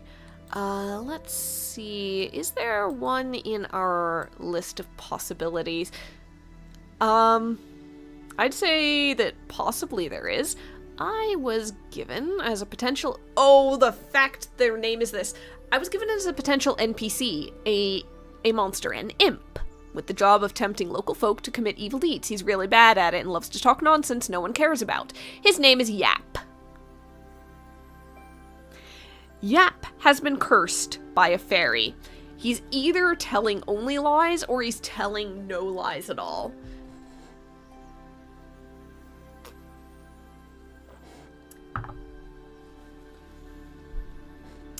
I'm going to say an imp usually is probably accustomed to telling lies. I think that he's doing harsh truths.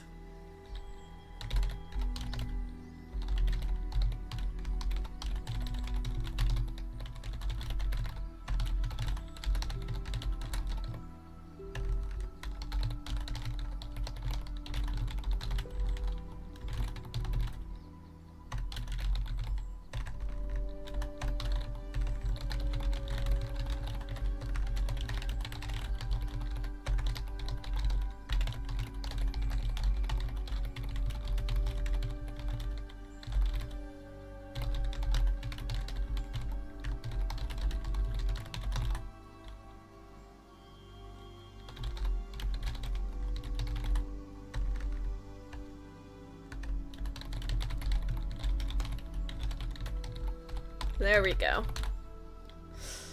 Right, so Yap has been cursed by a Fae with Liar's Lips. He's stuck telling only the truth, constantly and without end. Given how talkative he is, it's only a matter of time before some tidbit he was keeping in his head to use against someone comes spilling out. Probably in the wrong company. We need to make sure that Yap stops yapping. So, Pain is relatively easy. Mouth and Curse might not be. I'm gonna see what we have on hand real quick, just in case. Okay, let's see. I'm gonna check for Pain first, just in case, just in case. I don't want anything that much. That's better to keep on hand, because pain is relatively easy to get a hold of. Yeah, I've got a Hyper's Helper, so I can take care of that pretty easily. Nimbus Fish can deal with mouth, and I have it right here. Like, it's easy to find in the aisles, to be fair. But I do have it. And I do have Amethyst Antlers to deal with Curse, so technically I do have everything on hand if emergency dictates. So in the meantime, what can I grab? I could potentially go to the bog for another set of Amethyst Antlers. Is there anything else that I can do? What have we got in the grove, actually? We're looking for mouth and curse. Maybe the 1 point of pain. Fairy dust isn't powerful enough. It's only 2 stars. Mouth and curse. Mouth and curse. Glitter snow is not strong enough. Okay. Genuinely might need to get the antlers, but it's +2 in summer, so it's almost better to use what I have on hand from the unicorn.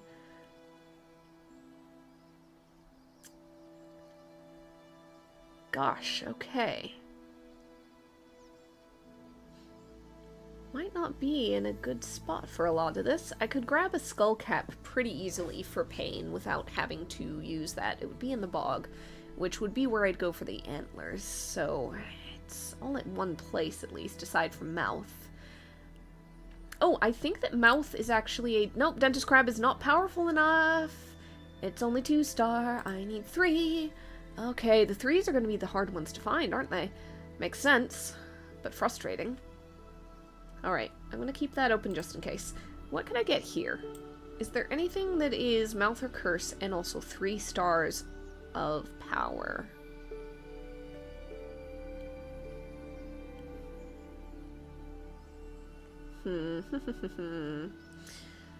Nope. No, not looking likely. That's only 2 stars.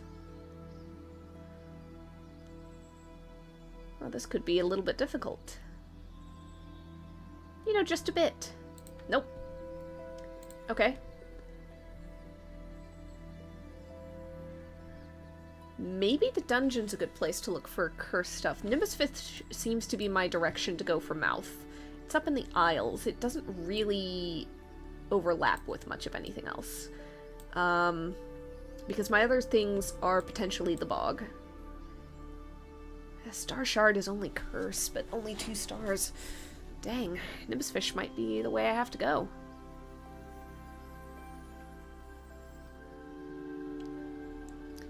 Yep, nope. Old Blood is 2 stars, so no. No. Okay. Nimbus Fish might have to be what I do. Let me check the hollow real quick. Nope.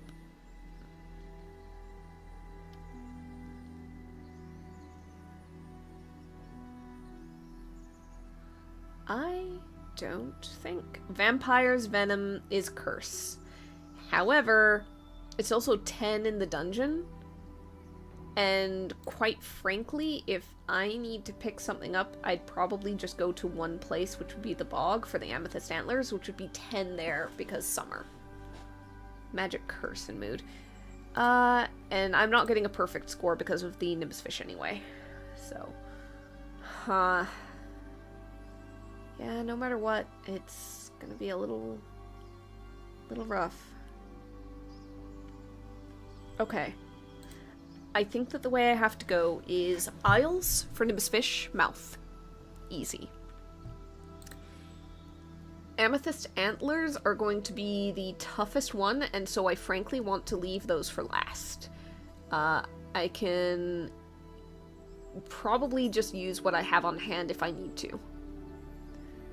What was the other thing that I was gonna get, potentially? It was in the forest. I will find it in a second. I'm just gonna go ahead and list things. So, mouth is Nimbus Fish. Aisle 3. Scales are crushed.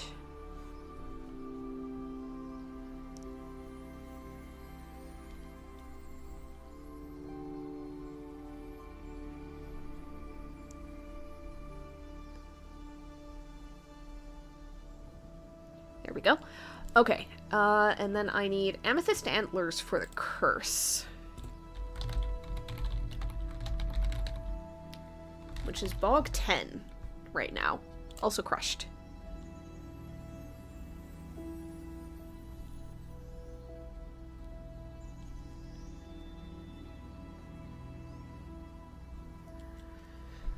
Oh, what was the final thing? It was a pain one. It was easy. It was relatively easy. What was it? It was bog. I know that. Was it shield cap? No, that's teeth and bones. I believe it was a mushroom.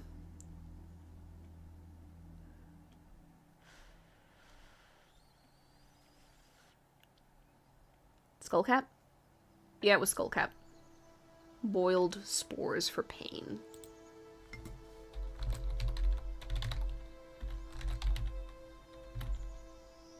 Okay.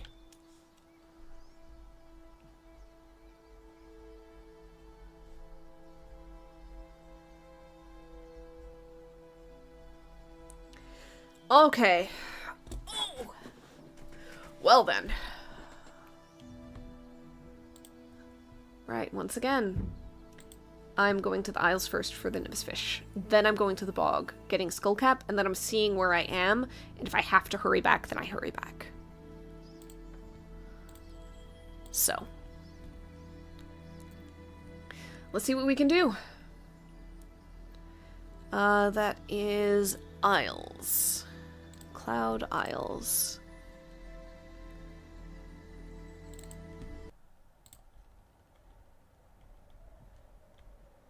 There we go.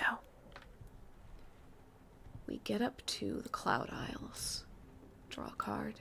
Lower the thing.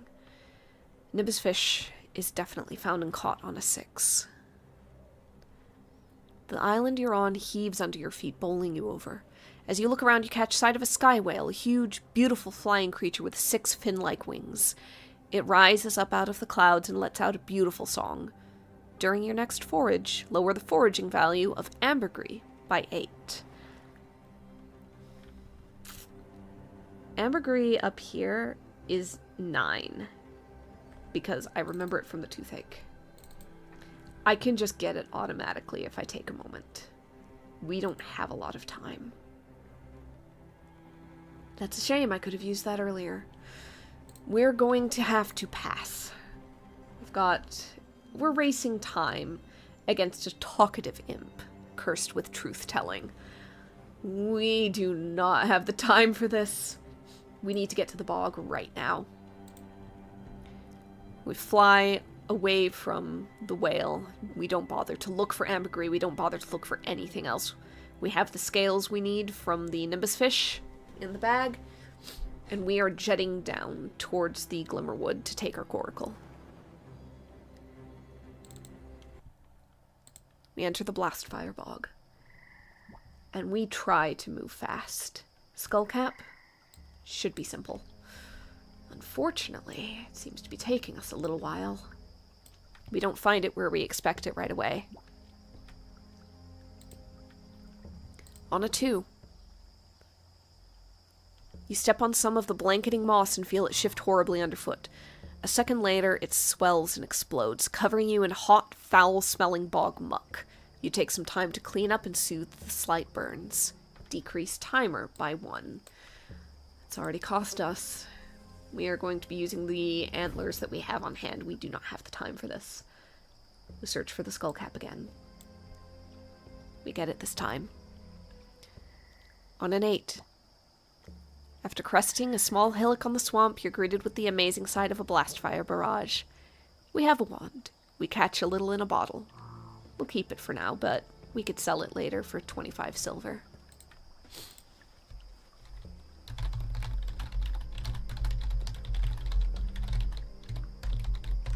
Okay.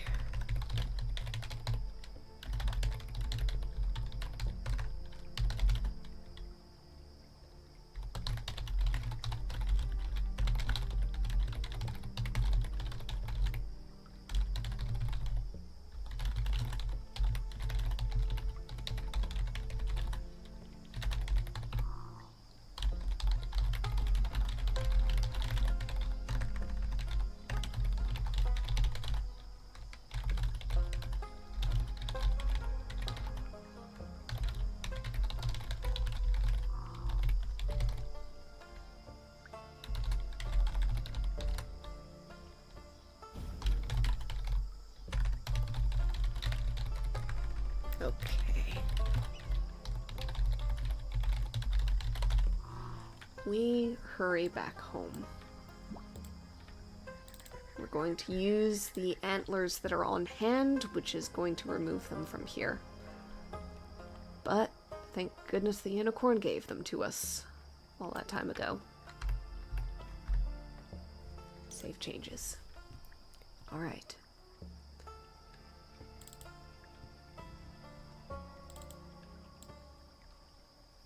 So, the nimbus fish scales and the amethyst antlers are crushed in the mortar and pestle. In the meantime, the spores of the skullcap are being boiled. Once it comes off the heat, sprinkle the powders in. It glitters silver and purple. A good shake mixes it all together into a lavender lilac looking potion. Something to seal a liar's lips. We're going to go ahead and add a jot of honey for sweetness. And also to get Yap to drink it more readily.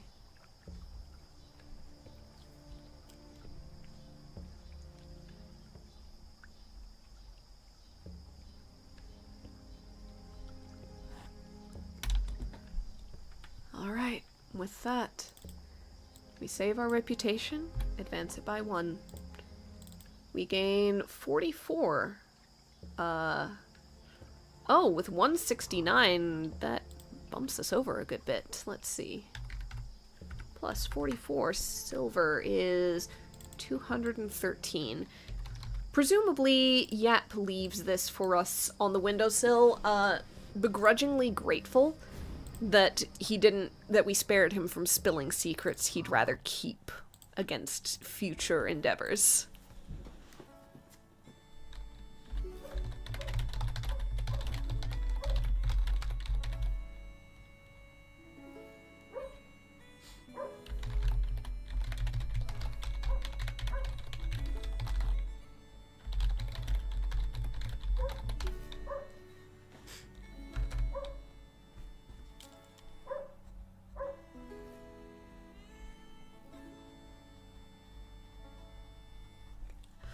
Okay. Downtime.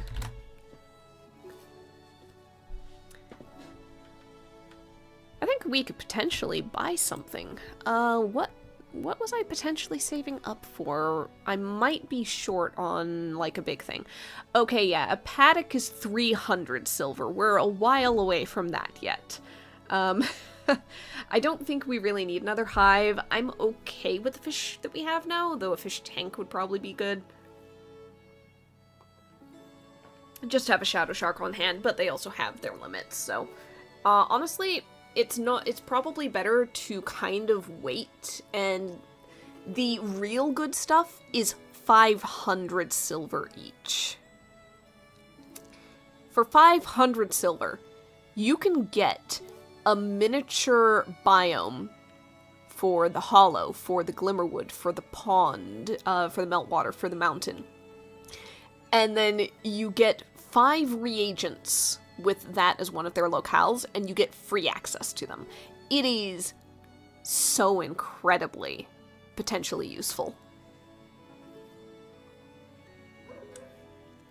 The only other things that I have on hand, like within reach, that are not what I already have, would be a travel stone, which you place, choose 2 locales to link, and you no longer decrease the timer when moving between them, but you're basically teleporting between 2 distinct locations.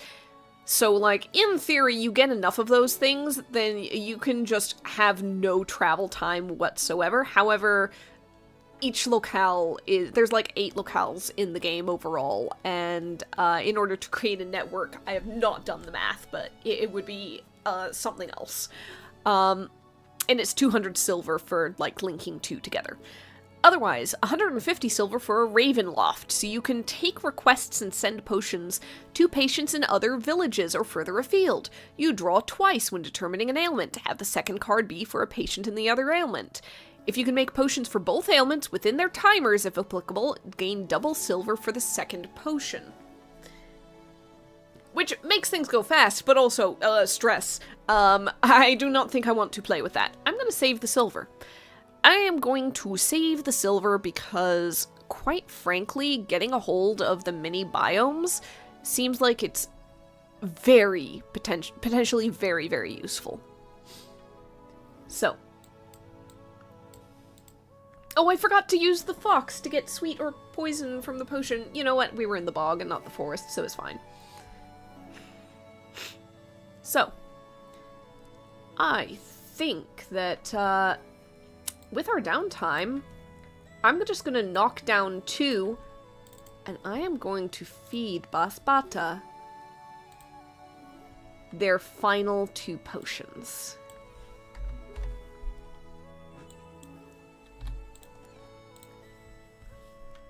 Alright, with that, let's see, where is my description on that? Meltwater Loch exploration.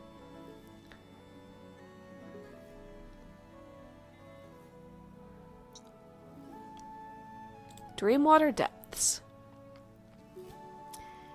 This is unreachable until Bas Bata has been cured. We have now cured Bas Bata.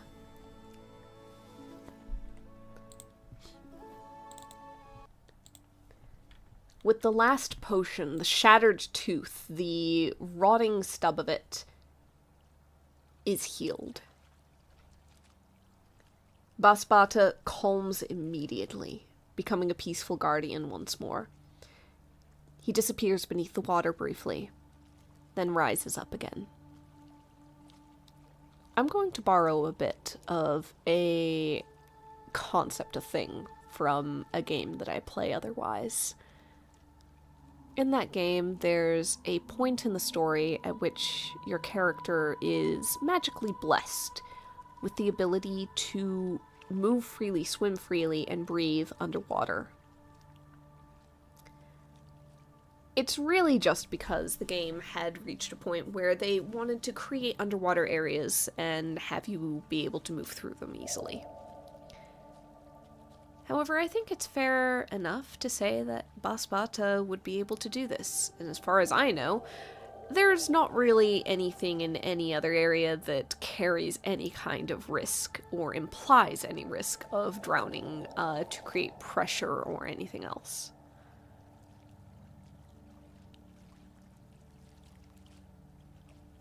Because yes, I think that you just swim around down here. So yeah, Bas Bata rises up, faces Viola on her broom, takes a deep breath, and then blasts a flurry of bubbles into the air. Viola rears back on the broom, sputtering and trying to bat them away from her face. When it clears, she looks down. Bas Bata in the water below, sees him nodding towards the water. She knows magic now when she feels it, and she has an inkling what this means. She takes a deep breath out of habit, and on the broom, dives into the water. The Dreamwater Depths is the last region in the game to unlock. At least for me. I've gotten all the others open. Down in the depths of Meltwater Loch lay the ancient ruins of a beautiful city. Colorful stone, elegant stained glass windows, and architecture that rivals our best today. The depths have an aura of mystical peace to them that can turn to dread if one drifts too far. What will you discover?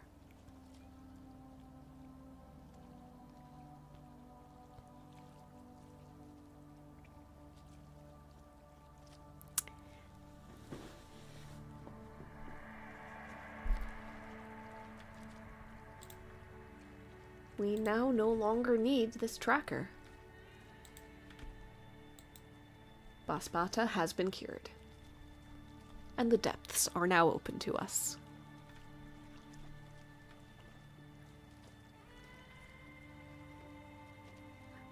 I think that with a little bit of our extra time, after we paddle around the depths for a bit, not a serious exploration, not searching for anything, not drawing on events, we return to the surface, dry ourselves off, and head up to the Isles. We'll go ahead and spend just a little bit of time helping to fix Cayenne's cottage. We're a little more than halfway there. The wing is improving, but still needs more time to get its strength back. We've managed to find ways to knit the bones within the frame of it. But it's not quite... Head back to the cottage. Sit down.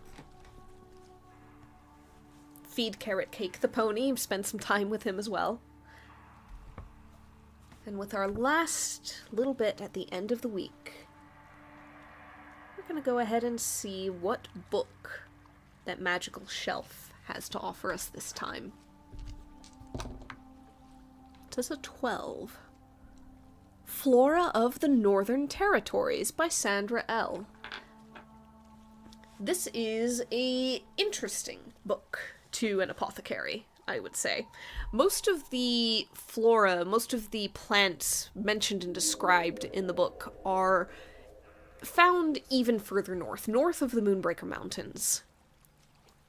However, there's always a possibility of coming across something unusual. Maybe something that got transplanted, something that spread beyond its usual range, something brought in by a traveler, by somebody visiting.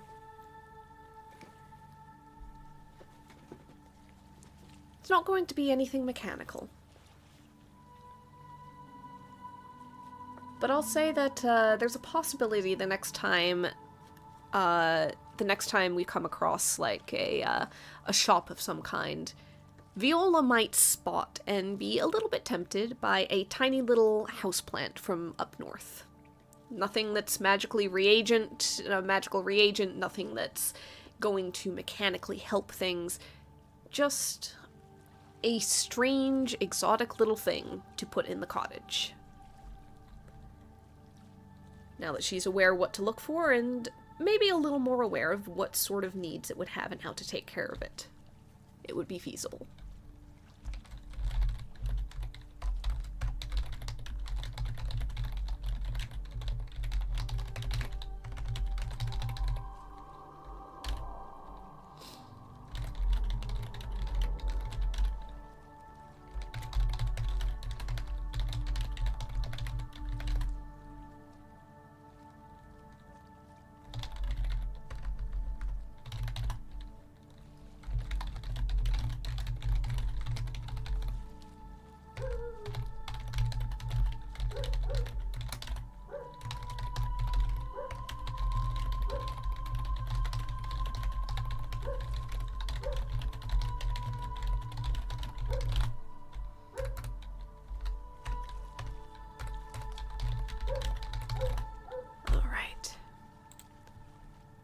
Please pardon dog barking if you can hear it. He is having a time, as he ever does. Okay, so let's go ahead and reset everything. Recall, reshuffle, everything. We are now in summer week 8. The final bit of time that I am going to spend here. One last run for the week, and nothing next week because Mother's Day. I'm going to be exhausted.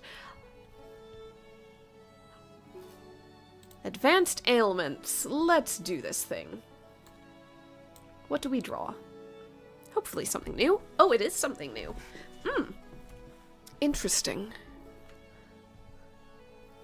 Interesting. It wants poison? Oh, that is an interesting little tag on there. Okay, most of the tags take the form of, here is the thing you're trying to deal with, here's how many stars of power you need to get. One of the tags on this is Poison 2+. I think that means you need to have at least 2 points of poison on the potion. You can counter it with sweet, like, for value, but the poison needs to be present, so I actively have to seek out something with poison. Very interesting. Okay. So, this is called Ashy Foot. Thanks to a partial demonic possession, the afflicted's feet take on an ashy texture, becoming very dry and sore, especially when they walk on hallowed ground. As a potential consequence, their foot draws a sigil and summons the demon to our world. We have a timer of 4, which becomes 6 because of Virgil. So, we are looking for Curse, 2-star. Rash, 2-star. Burn, 2-star. And Poison, 2+. Fascinating new mechanic, for me at least. Let's see what we can do. Usually I am doing everything in my power to avoid poison, so this is already gonna be weird. I do, I think, have a goldfish, which is 2 poison, but let's go ahead and prioritize everything else first, because if something else can cure one of those other things and also add poison, then great. We're looking for Curse, Rash, and Burn, and 2 stars in each. Let's see what we have on hand, just in case. Glitter Snow for Curse. We do have that.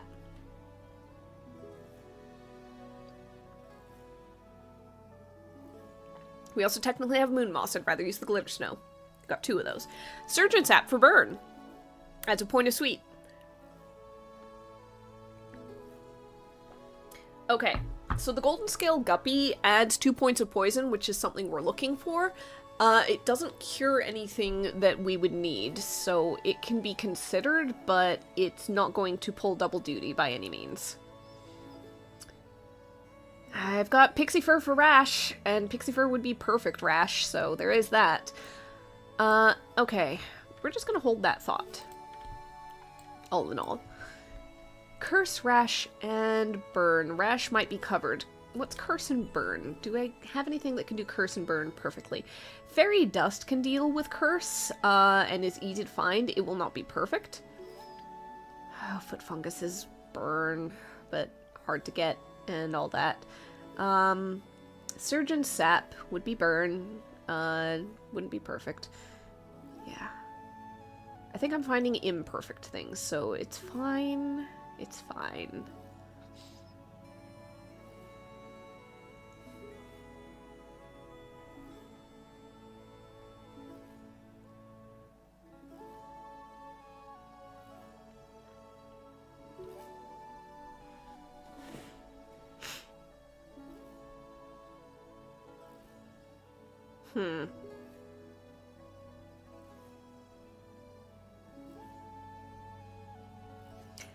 I think it's possible that there isn't anything that does Curse or Burn alone, so that could be part of the issue here. Just gonna think about that Pixie Fur. Also, we need stuff that does poison. And if I can just go ahead and get that as part of an ingredient that just happens, then great. Even better.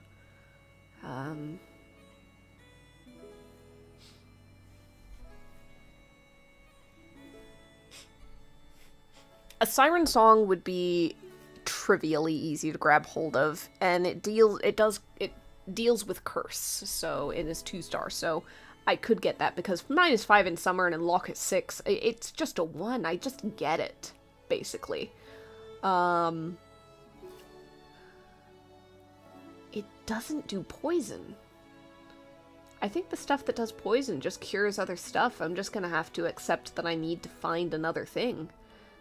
So, considering Pixie Fur and Siren Song, I think that at this point, the problem I'm running into, potentially, is travel. I've only got 6, jots of time to bounce around with. Moon Lotus does Burn, right there. Isles, too. Easy, but hard to... Again, I'm bouncing around way too many places. Especially if I have to get poison stuff. Star Shard is 5. It's a bit much.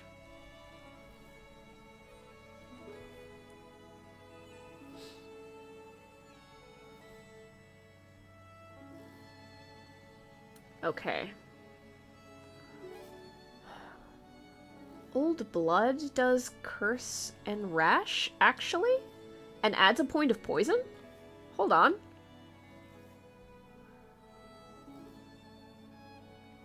Yeah, I think that... Hold on. I'm gonna double check something because I think I might have misremembered a thing.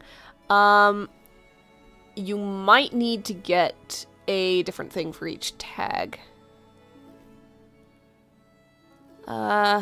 Let's see. That doesn't help me. Where's the thing that explains that you need to... Was it you need to get a reagent for every single tag?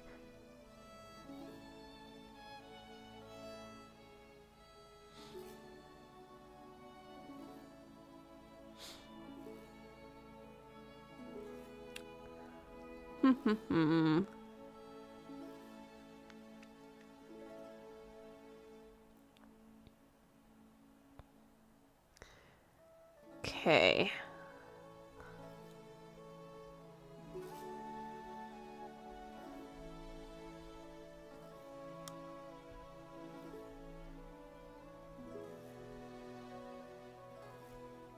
Ailments explanation isn't helping me there. I genuinely can't remember now. I think I might have to find a, I think I might have to find a different, two of the reagents. No, whenever a reagent has multiple parts you can use, you may only choose one part to put in the potion. So the part still covers 2 things, potentially. So Old Blood is ideal. Old Blood is genuinely ideal, does Curse and Rash.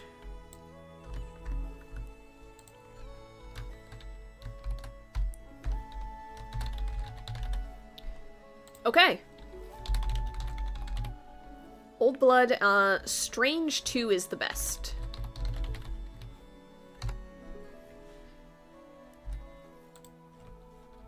One Old Blood gives poison. Vampire bats, ticks, spear tips, doesn't really matter where it comes from. All that matters is that blood can't be fresh. Okay. Okay, all I need now is burn and 1 more point of poison. Is there something that gives me that?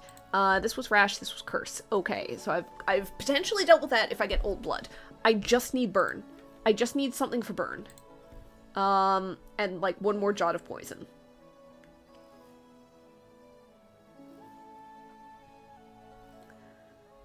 Okay. Foot fungus. I do not want to have to risk it because it's like, it's plenty of poison to be fair, and it does burn, but it's 10 no matter what locale I go to. And if I'm in the Strange getting the Old Blood, like Dungeon's 5, but at that point I'm dealing with a 10. Heckity heck heck heck. What else can I do for burn? What else can I do for burn that's 2 stars or better? Is there anything else? Because, like, if I have to, I'll do it, but... Alright. We're gonna put a pin in foot fungus. I'm just gonna go ahead and, yeah, I don't think I remember seeing burn in here. The foot fungus is also here, so no worries about that. Surgeon Sap does not add poison. I would not have enough poison with it. So no matter what, I'd be trying to find something else for that.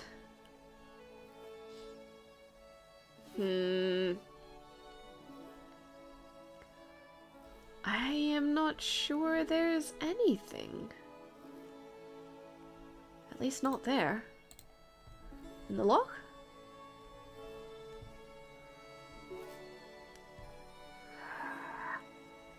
Burn, burn, burn. Shadow Shark just removes sweet. It doesn't add poison.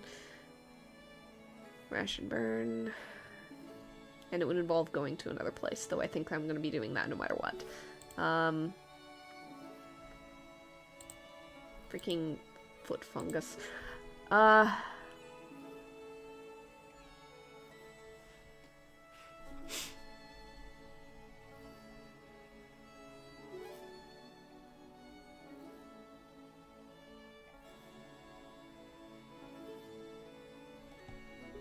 I'm not seeing it there. Okay, I'm gonna check the Hero's Hollow because I need to go there anyway for stuff.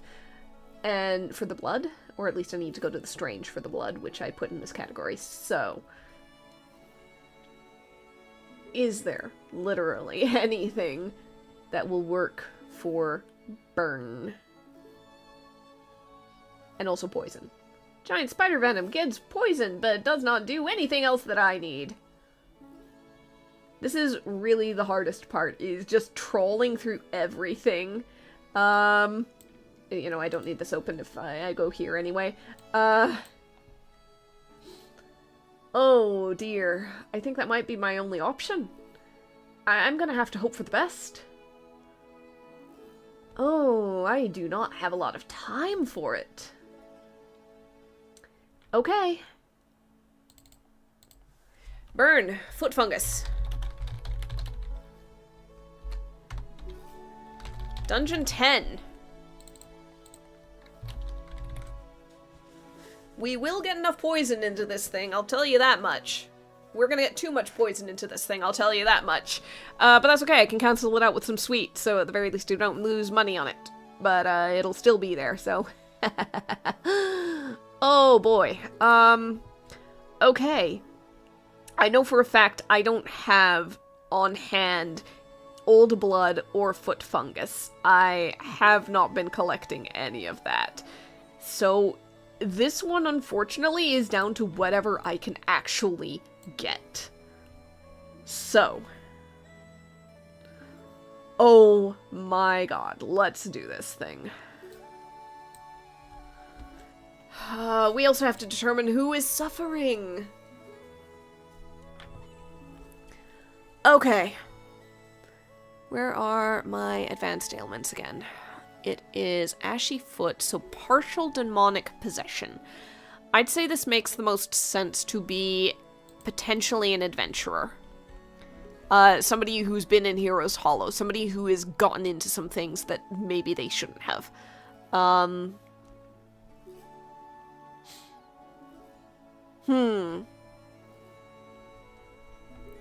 I'm gonna pull up one of the three that we've helped before with the tongue stung and everything like that, and that helped us. So let's see. The tongue stung was Fayette. I want it to either be Rados the Rogue or Josephine the Druid. I'm gonna say Rados the Rogue. So, copy that.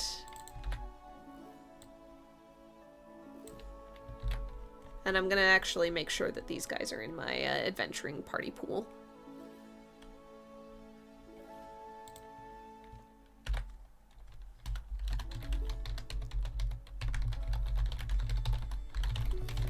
So, Rados the Rogue picked up something that maybe he really, really should not have touched.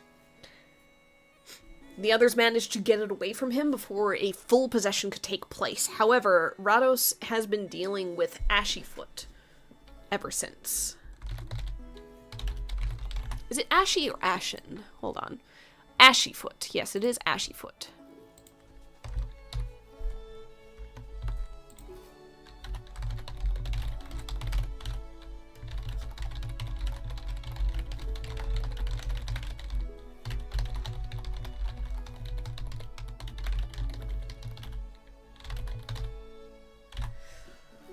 Okay, we've got our timer of 6. We are getting on the move. We are going to do our damn best, and it's gonna suck so bad for him, but it's what we gotta do. Alright. Let's go poison him to cure him. We are going down to Let's go down to the dungeon first. And let's see what we can find. This is a long shot. We do not have time. But we might be able to do it. We might be able to pull this off. Let's see how it goes. So,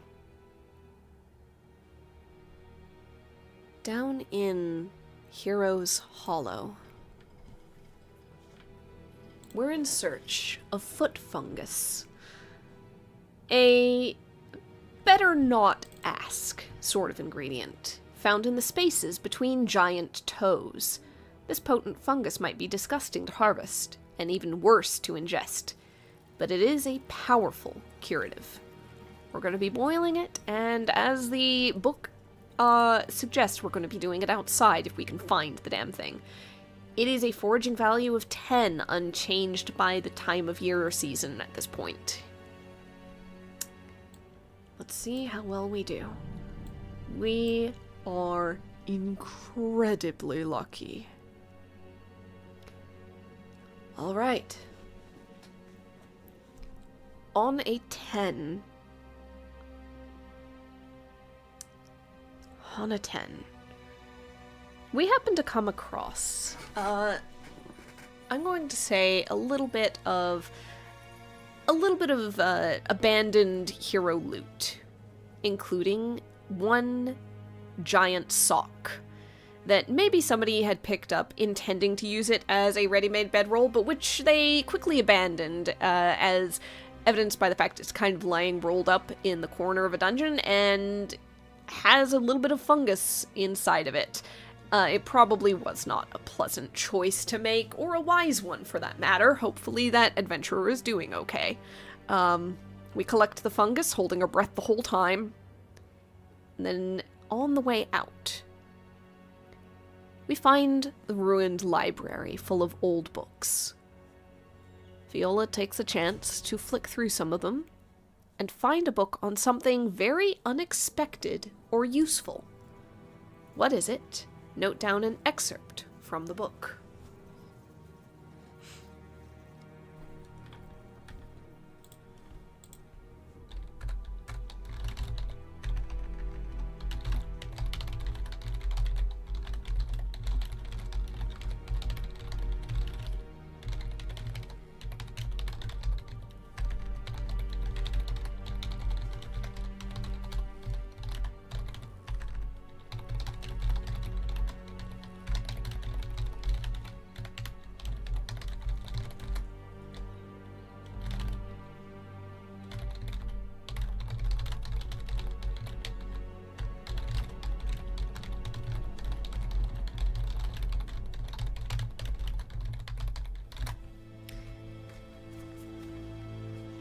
Let's see, what do we note down? The D100 list of books I've been rolling on, I think I want to save specifically for the downtime, just for the fun of that. So, let's see, do I have another list somewhere? It's entirely possible. I do have a whole other book of dungeon tables. And one of them could very well be more books. Let's just see real quick.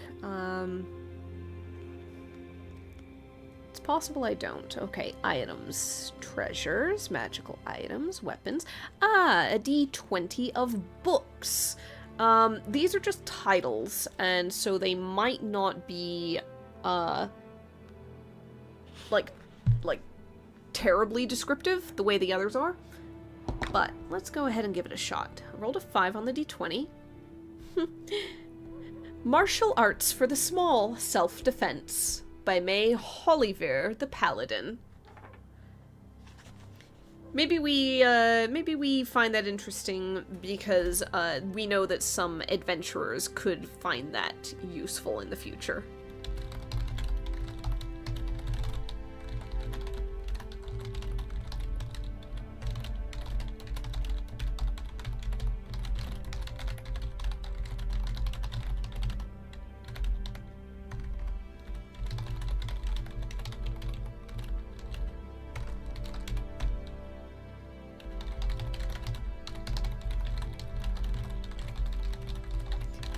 Alright, I'm gonna say we take that for a small adventure we might have briefly seen in the Copper Fox before, just in case they find that useful or interesting. It'll be a new NPC in the adventurer category at some point. For right now, however, we've dealt with that. We traverse to the strange through the portal, and we are going to go in search of a jot of old blood.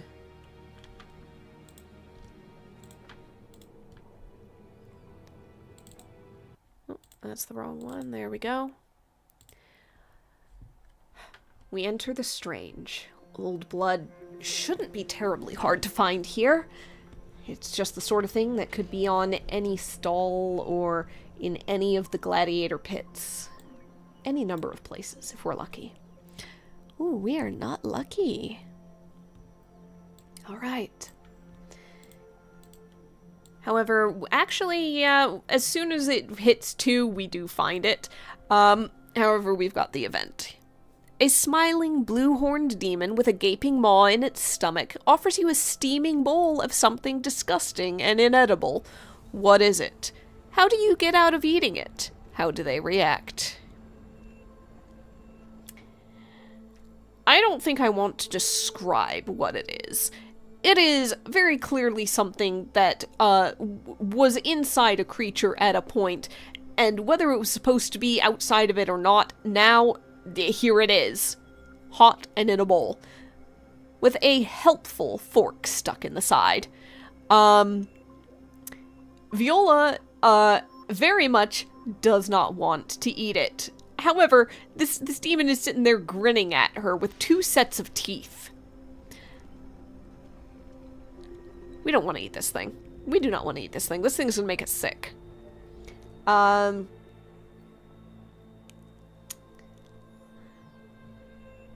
Let's see.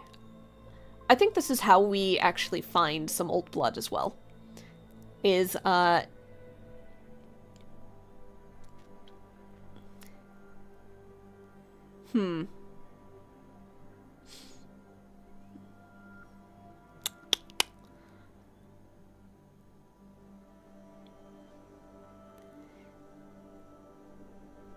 I think we're gonna start asking about condiments.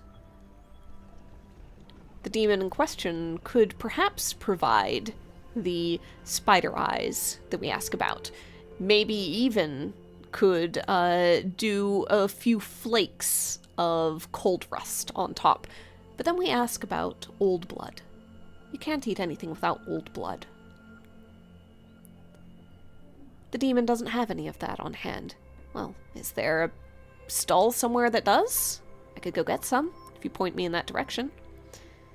Demon points over. Just a little ways down. Should be able to find some there. Probably. Think they had it in stock before. We leave the bowl with the demon, so say, we'll be back if we can find it. Just wait here. And scoot away. Collect the old blood. And do not return. The demon might be a little bit harder to shake next time. But for now, we're free. With that, we head on home. Okay. So, we put together this, oh god awful potion. Oh, can it be worth it?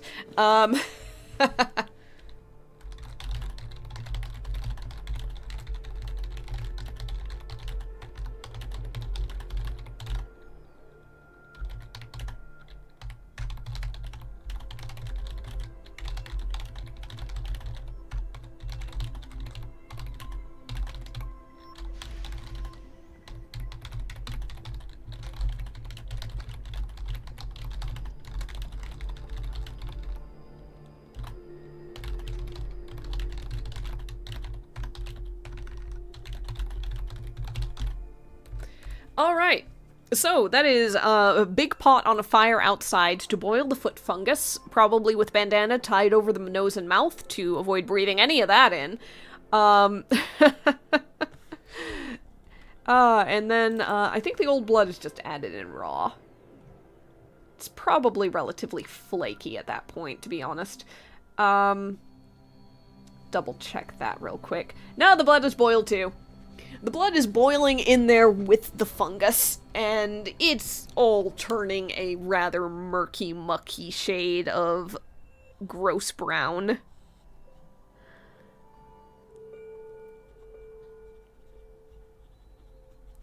Okay. Foot fungus for the foot.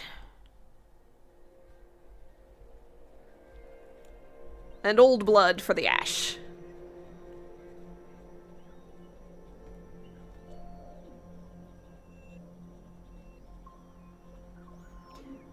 Alright. With all of that, we're going to bottle up this, like, thin, gray-brown liquid with floaty bits in it. Shake it around, look at it in the glass bottle, and go into the kitchen and collect 1 jot of the sun sugar. It's not going to be added to the potion. We can't ruin it. But what we can do is we go to Rados and go, alright, you're going to want to hold your nose and drink this fast. And then when you're done, pop this sugar lump in your mouth immediately. Trust me, you gotta go through it to get through it. Oh, Rados the Rogue is fortunately cured before anything can summon any kind of demon from his feet. We've used another jot of sun sugar, and so, in thanks, while the potion itself is foul, at the very least, the lump of sun sugar keeps us from losing anything off of it. Reputation 27. Silver 253. Oh gosh.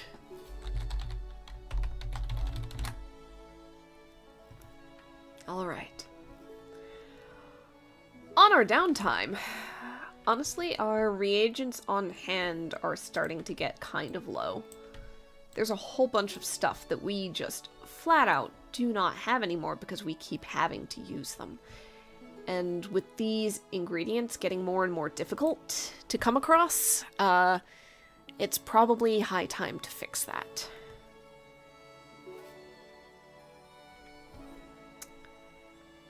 So, I think that a relatively reasonable thing to look for is probably the amethyst antlers, just because they are, magic curse and stuff like that seems to be fairly necessary at the moment. It is going to be 10 in the bog to try to find. It's entirely possible we just don't do it, but let's give it a shot at least. So, amethyst antlers, heading to the Blast Fire Bog.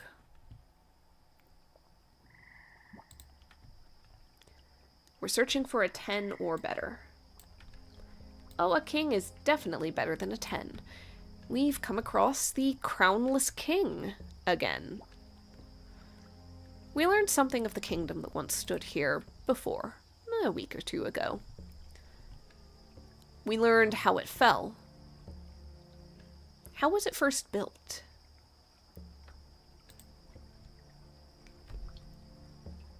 I think the Crownless King tells us a tale of a people who wandered in search of a place to put down roots that found a forest with roots as deep as any they'd ever seen, protected by fairies and inhabited by fae.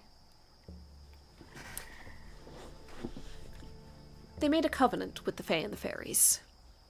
They could live here, build here, and remain in peace and harmony. But in exchange, they would use and make nothing of metal. They chipped their tools from stone and enchanted hardened wood. They notched logs to fit them together into buildings, and lashed them with rope, thatched them with hay and grass. Some of their homes and storehouses in particular, they dug into hills. These are long lost beneath the bog.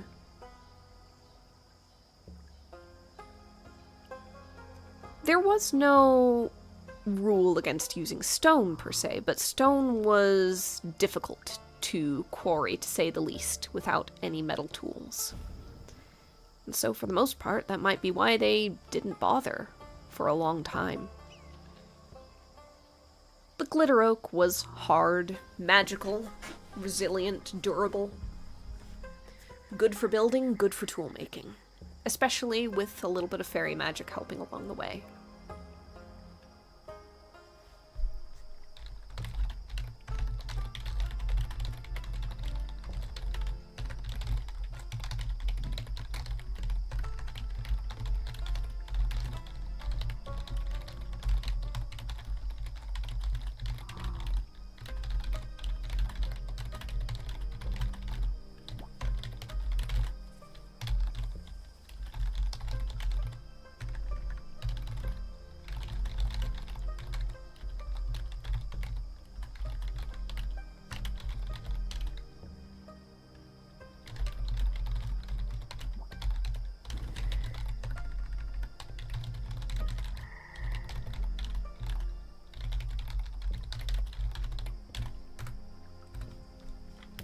Alright.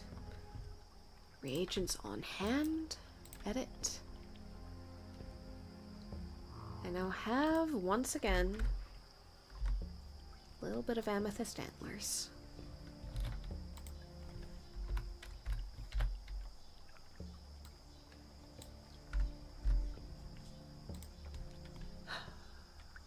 We have time to maybe search for something a little more. That was only one jot of time.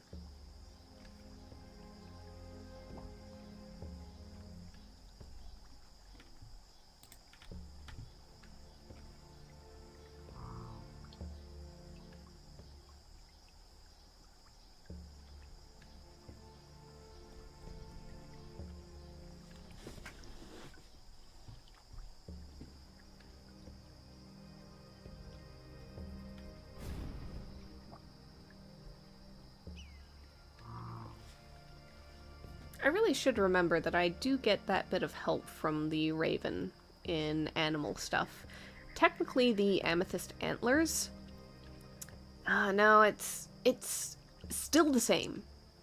Because the +2 in summer would make that 13, -3 would be 10. So it's perfectly equal, it's just what events I'm drawing from, that's all. Okay.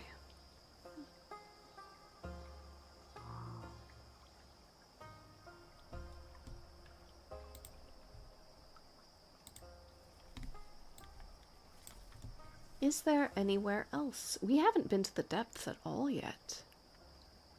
Ooh, I think we should go to the depths for something. Is there anything that is just found in the depths or is easiest to find? Probably some things that are easiest to find. Genuinely, sea beast saliva could be very useful. It's 3 stars, it's got like 5 different things it can do, and it's easier to find than in the depths. Unique creatures like the one found in meltwater are known for their magical properties. The saliva that comes from that thing is full of potential if you're brave or foolish enough to get it. I want to go to the depths. Let's go for it. Let's heckin' go for it for the first time.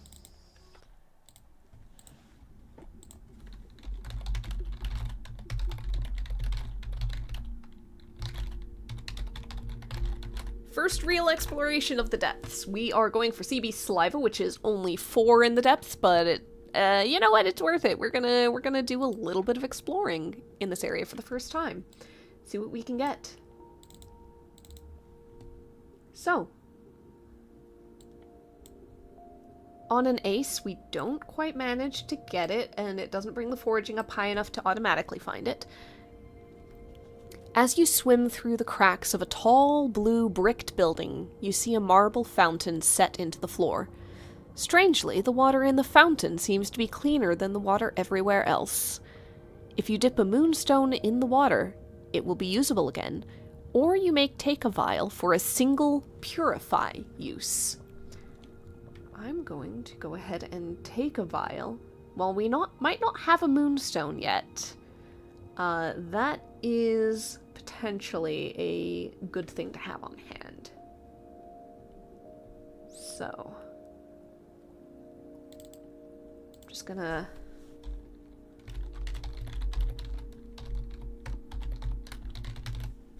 one vial of purifying water, because that is going to be a pain to find again if we get a moonstone and then need it.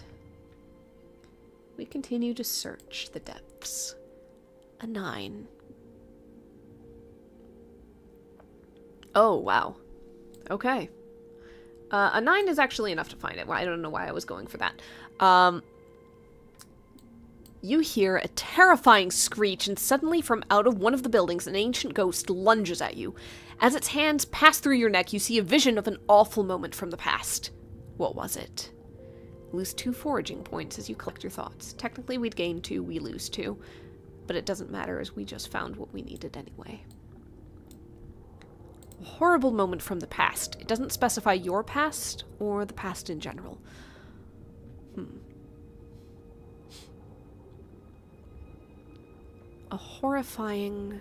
A vision of an awful moment from the past.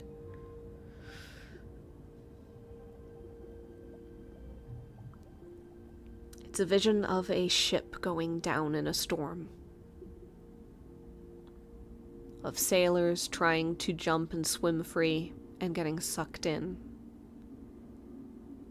by the weight of the ship pulling the water behind it. There and gone in a flash. Something you don't want to think about, but something that is going to linger.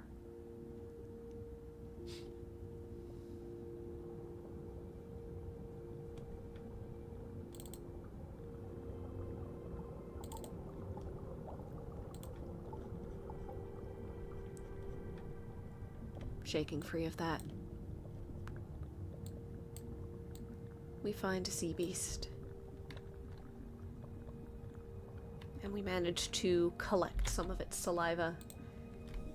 Maybe something floating into the water behind it as it chomps towards some fish.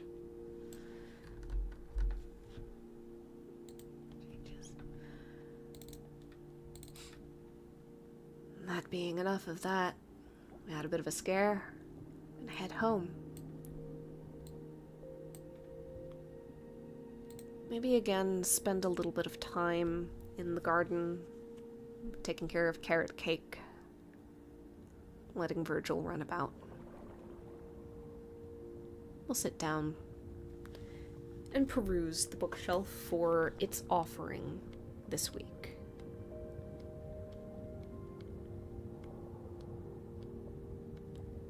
D100 books. 67. I think that's new. 67. Roger, an autobiography by Roger Irwin. Alright, what makes Roger think he's so special?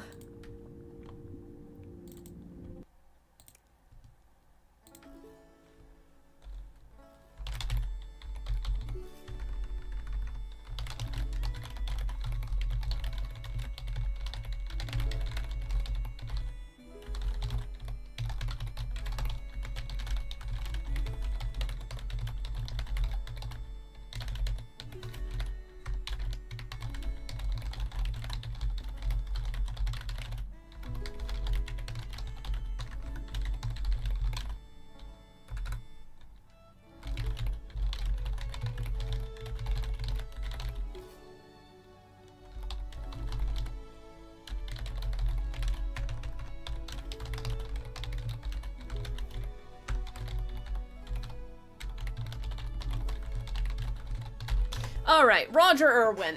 What is his story? What is his autobiography that he's writing?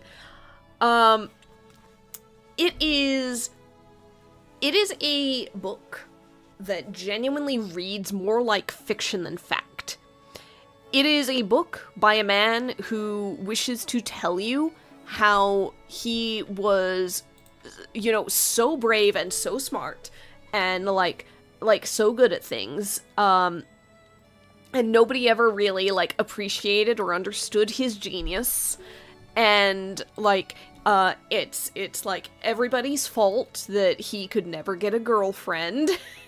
And isn't it awful that the world is like this, that these like deserving wonderful men like him just can never get ahead.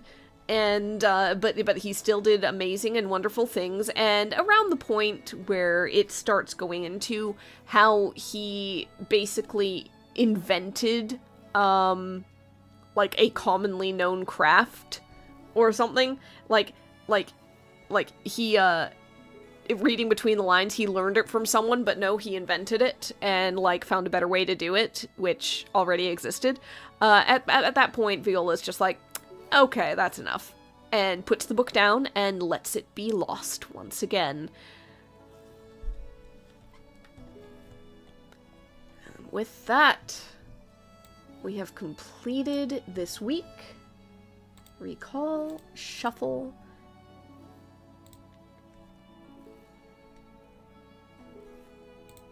and that is enough for time being. I'm not back next week with anything. I am going to take it off for exhaustion and recovery's sake. So, the next time I'm on should probably be the 17th. So, have a happy Mother's Day in the meantime. Good luck out there. And if you were hanging out, thanks for doing so. You have a good one. Bye.